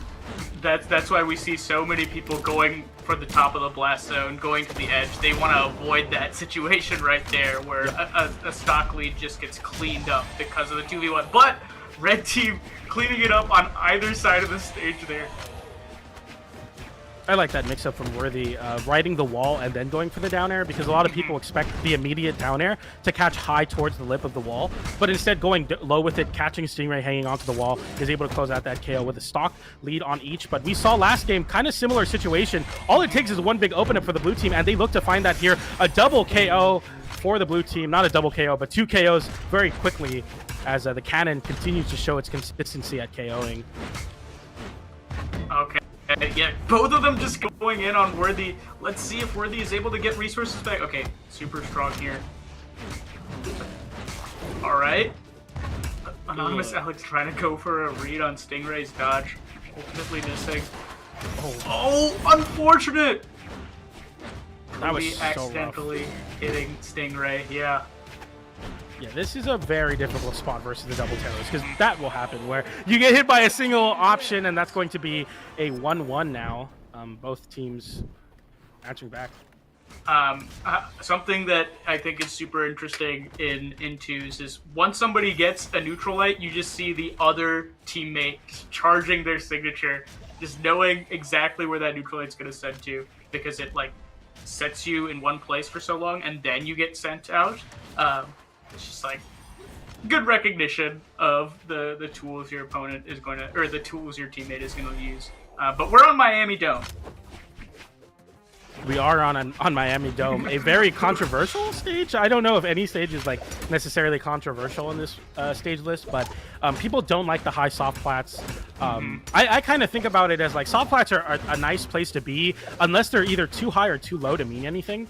And I think a lot of times this could be tricky, but when you have someone on Spear, you want the soft plats to be high, I think, because you can cover so much of it. And you see this like literally right now, a Stingray is finding so much safe harbor just sitting underneath the soft platform, and it's working out amazingly for the blue team. They're finding so much control because of the soft platform. Yeah, Cody able to catch that there. Yeah. Stingray covering it. It's perfect. Cody's sitting on the soft platform, Stingray sitting under the soft platform, just the entire stage covered. It's too much. It's too much to deal with the axe and the spear. Just too much range. And they don't really have those quicker hitboxes to scrap out against spear. Yeah, it's so rough. You're basically trying to outrange a spear as Axe, which is definitely difficult. I like that from Cody. That's a business decision. Let your teammate, because you're just going to get reversal there. Yeah. Hold on to that stock. Become the stock tank. And, I mean, another benefit of these soft flats is they're quite nice for movement. Like, Cody is kind of staying pretty safe here. And I think Anonymous Alex, recognizing that, tried to go for a cross through and get a hit on Cody. Oh, but they're Worthy getting the knockout. Oh, that was so clean. Side air, reads the jump back to center, and then gets the big recovery. Somehow not able to KO though. Stingray thanking their lucky stars there. Nice gravity cancel sig to catch both, and not enough to KO Anonymous. Cody Travis though catches that, landing with a side air, and that's going to be the blue team with even stocks here, but slight damage lead. Doesn't truly mean much versus double Taros, but it's nice to think about for now.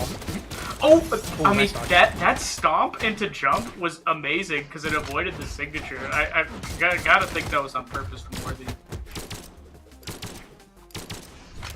Good catches there so far. Left side. Again, the soft platform being the safe haven for the blue team that they expect it to be. Of course, counterpicking here to Miami Dome, and it is paying dividends. I mean, this is such a dominant position for them as they are up a stock. Cody Travis, as you said, become the stock tank.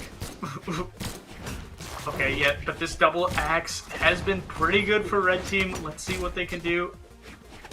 Okay, blue team with so much stage control. Oh, but missing the recovery, and Alex is able to capitalize the weapon toss. Oh no, missing the stomp Sair. And just like that, it went from 3 stocks to 1 to 2 stocks to 0, or 2 stocks to 1, and now it's a tough spot for Cody here. Yeah, but one hit could spell the end for both Alex and Worthy. And Cody's on X. This is the one-hit weapon. Recovery, that's going to be it for Worthy. And another recovery. Wow, what a clutch. That's the double KO, and as you said, Axe being the one-hit weapon that it is. The side air didn't KO, but it sent so far away, allowed the isolation for Cody to get a 1v1, switching over to the blasters, knowing I'm sure I'm going to be able to catch a jump back to center because of the soft platforms, forcing you to be pretty telegraphed. Gets the recovery on the blasters. I'm sure we'll see this here. It was a double KO. Side air sent so far away. You sit here, boom, try to go to the soft platform, gets covered immediately by Axe, and then you have nowhere to go because there's no soft platform in the middle. Cody, clean stuff, clutching that. That was scary. Very good gameplay from Cody there. We're going back to Miami Dome. That's interesting. Worthy and Alex just saying we're going to try to outplay you here. And there might be reasons that the double Taros is good on the stage as well. I mean, the Axe just covers a lot of the stage, so if they do get that stage control, it can be devastating for the red team, as we're seeing here. But yeah, once the green team gets stage control, it's also quite strong.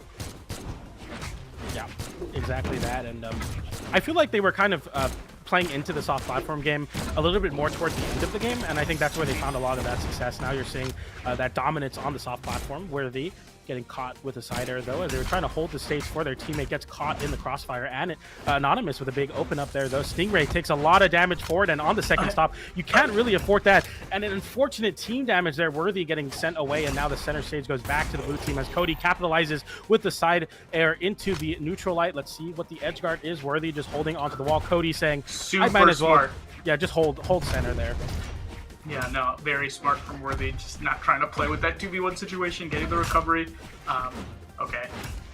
Go with the red team on hammers. Oh, what a reversal there. Okay, and just a neutral light KO. Red team's counterpick's working out. Yeah, it's looking rough here for the blue team, as the red team have a pretty solid lead if they can hold on to that extra stock and hopefully get some big damage on Stingray. And that's exactly what you see Worthy doing there. Definitely isolating Stingray. Worthy doing the same with that side air. Cody with 2 stocks might just lose this game because of Stingray taking too much damage. Yeah, and the just sheer amount of damage that Double Taros is putting out. Like, it felt like Stingray's stock just got you just got a new stock, but now yeah, it's close to curtains for... Oh, Stingray sort of stalling there, and I like this play. Worthy trying to hunt down Stingray, but oh, he ends up getting it. Yeah, that's a rough draw for the blue team here as Cody gets put in the blender of the unarmed, and the hammer gets the big team combo. Gravity cancel downlight into the down air, very high up. Clean stuff from Team Worthy and Anonymous, but Cody with an opportunity. The run off Sig is going to do it. Game 5, I called it. This was going to be the closest match of the stream so far because this has been absolutely back and forth. We'll see the adaptation from the blue team here. Yeah, and so many good combos there coming out from red team. Just able to rack up the damage on Stingray, and it feels crazy to watch Taros get 4 nairs and all of a sudden seven's at yellow percent, and then 1 more nair is at red percent. The damage is wild. I do like the confidence from Anonymous Alex. Every time a 2v1 situation happens, you'll notice Anonymous throws their weapon away and wants to hammer unarmed team damage. It's just so cool to see that. And nice run off Sig, of course, from Alex, who did so much damage there. 601 damage. That's more damage than the blue team did almost. That's crazy. Wait, yeah, it is 20 less damage than the entirety of blue team. Oh my god. Yeah, 51% accuracy on Taros is just something you don't want to see. That's just nightmare fuel for sure. I mean, the amount of damage, look at that graph for the red team as they just held onto the stocks. Cody Travis getting neutralized pretty early there. Pretty even damage between the axe and the blasters, which is cool to see for me, but Stingray got shut down, couldn't find anything more than about 150 damage. So as we switch over to the Apocalypse, now one soft platform. We'll see how this one works out for the blue team. Oh, okay. Worthy. Now everybody has a weapon. Let's see. Okay, Anonymous Alex doing pretty well against Cody, but these 2v1s from red team, you don't think it's that much damage coming out, but all of a sudden blue team's in orange percent. The double Taros is just a mean combination. I mean, you're just getting hit 1 or 2 times, or maybe you get hit with like a short team combo. You're already red if you're Cody. A nice disruption attempt there. It actually forces Stingray to go for a more confirmed conversion and no KO. And Anonymous Alex doing a good job spacing around the Stingray signatures. Using really smart jumps. Oh, is that a good trade? I think it is. Nice sig from Stingray to just try to create some space. Nice dodge there as well. Tries to catch the landing on the south platform with a nair. Doesn't find it. Worthy a nair of their own, but locks themselves in place and gets a double KO on the axe. You got to be careful of that axe. And now the blue team with a slight stock advantage here. Yeah, this is super important. Anonymous Alex, a bit of 2v1 situation here, but gets out. Oh, tried to get the follow-up. And Cody playing this super well, and now the stocks are even. Okay. Catch there. Yeah, you see the recoveries flying through on the right side. Both Cody and Worthy on the axe. Stingray now looking to isolate Anonymous because Cody's been winning that 1v1 situation. You see now Anonymous taking a majority of the damage. This game, the nair combos into the axe recovery. You're gone at orange. The blue team with a stock lead now. Oh, big open up on the axe cannon. The amount of damage they're able to output off of a 3-piece is absurd. Nice downer to continue the damage on Worthy. The game is slipping away from the red team now as Worthy loses that stock, and they're on their last stock potentially of the tournament now. Oh my god, huge lead from blue team. Almost getting a crazy cannon string, but coming back, trying to get this 2v1 on Worthy. Oh my god, Anonymous Alex with a huge knockout. That could be what they needed to get back into this. Sometimes you let that ground pound, just let it rip and find the stock there. The side air does knock the weapon off of Stingray now as the red team are looking to find some control. Stingray on that second stock still, but high damage. If you can find this KO on Cody, make it a lot harder on Stingray in a 2v1. Nice ground pound to knock the weapon off Stingray. Looking to take some space with the spear. A lot of whiffs and no punish from Worthy because you don't want to hit your teammate there. A big juggle fails for Stingray, but still the extension continues because of Cody and Stingray SDs because of the ground pound attempt. And this is a big opportunity for this 2v1 damage. The side stick comes through. It is coming down to the wire, June. And they really want to get this knockout. Worthy going for it all, and it works. Oh, that's it. Can you close it out? It's a big opportunity for Worthy, and Worthy does. The hammer comes in and closes out the 2v1 situation on the edge guard. You get one recovery, then you get another on Stingray, and Worthy does close that one out for their team and moves on into top 8. I am shocked What an Worthy edge putting guard. the team on his back with those edge guards, edge guarding both members of blue team with those recovery reads. And PJ, you actually pointed out earlier this set, Worthy was doing such a good job of hugging the wall and reading blue team's recoveries, making sure to put out hitboxes just at the right place so that they couldn't get in. And it was quite a good mix-up, I think, from edge guard that we've seen before. And yeah, it was just so amazing to see him do it time and time again that game. At the worst, they were 4 stocks to 2. What Okay, a here comeback it is. Worthy. Yeah. Recovery. The item toss. Recovery. Oh, sending him down. Another item toss. Pick it up. Oh. And then Stingray has no resources. And well-deserved taunt from Worthy. He is worthy. He is worthy. Yeah. I know I said he wasn't worthy. Now I think he is. Yeah, look at that stock from Stingray. I mean, just absolutely neutralized at the end of that game. Worthy, only 188 damage on the hammer. Still, that last sequence hit, what was it, almost 5 recoveries on 2 people. That's like the nightmare scenario versus hammer, and Worthy stepping up to the plate and nailing it for a home run. That's going to be them locking in. They upset MegD and Raish, and they look to continue. Their story didn't end there, as they are now in top 8 through the elimination side. What a bracket and what a top 12. That was an insanely exciting doubles bracket for North America. Great showing. It's super exciting to see. I definitely did not expect that game to go the way it did. Blue team had all the momentum, and then all of a sudden Worthy just gets so many edge guards in a row. I believe even the stock before he had gotten a ground pound on Cody. So yeah, that was just so well played from red team. But I believe that's our last set, PJ. I enjoyed this block thoroughly. Wow, that was such good gameplay. Where can the people find you if they like listening to your voice?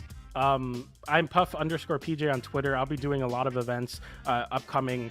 So if you're watching Brawlhalla community events, chances are I'll be on the broadcast. So it's been a pleasure, as always, to be commentating some awesome Brawlhalla. The first winter doubles major almost finished as we get into top 8 now. Junebug, where can they find you?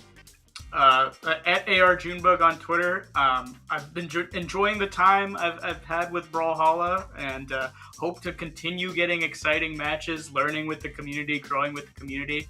And yeah, I hope you guys continue to watch and stay tuned.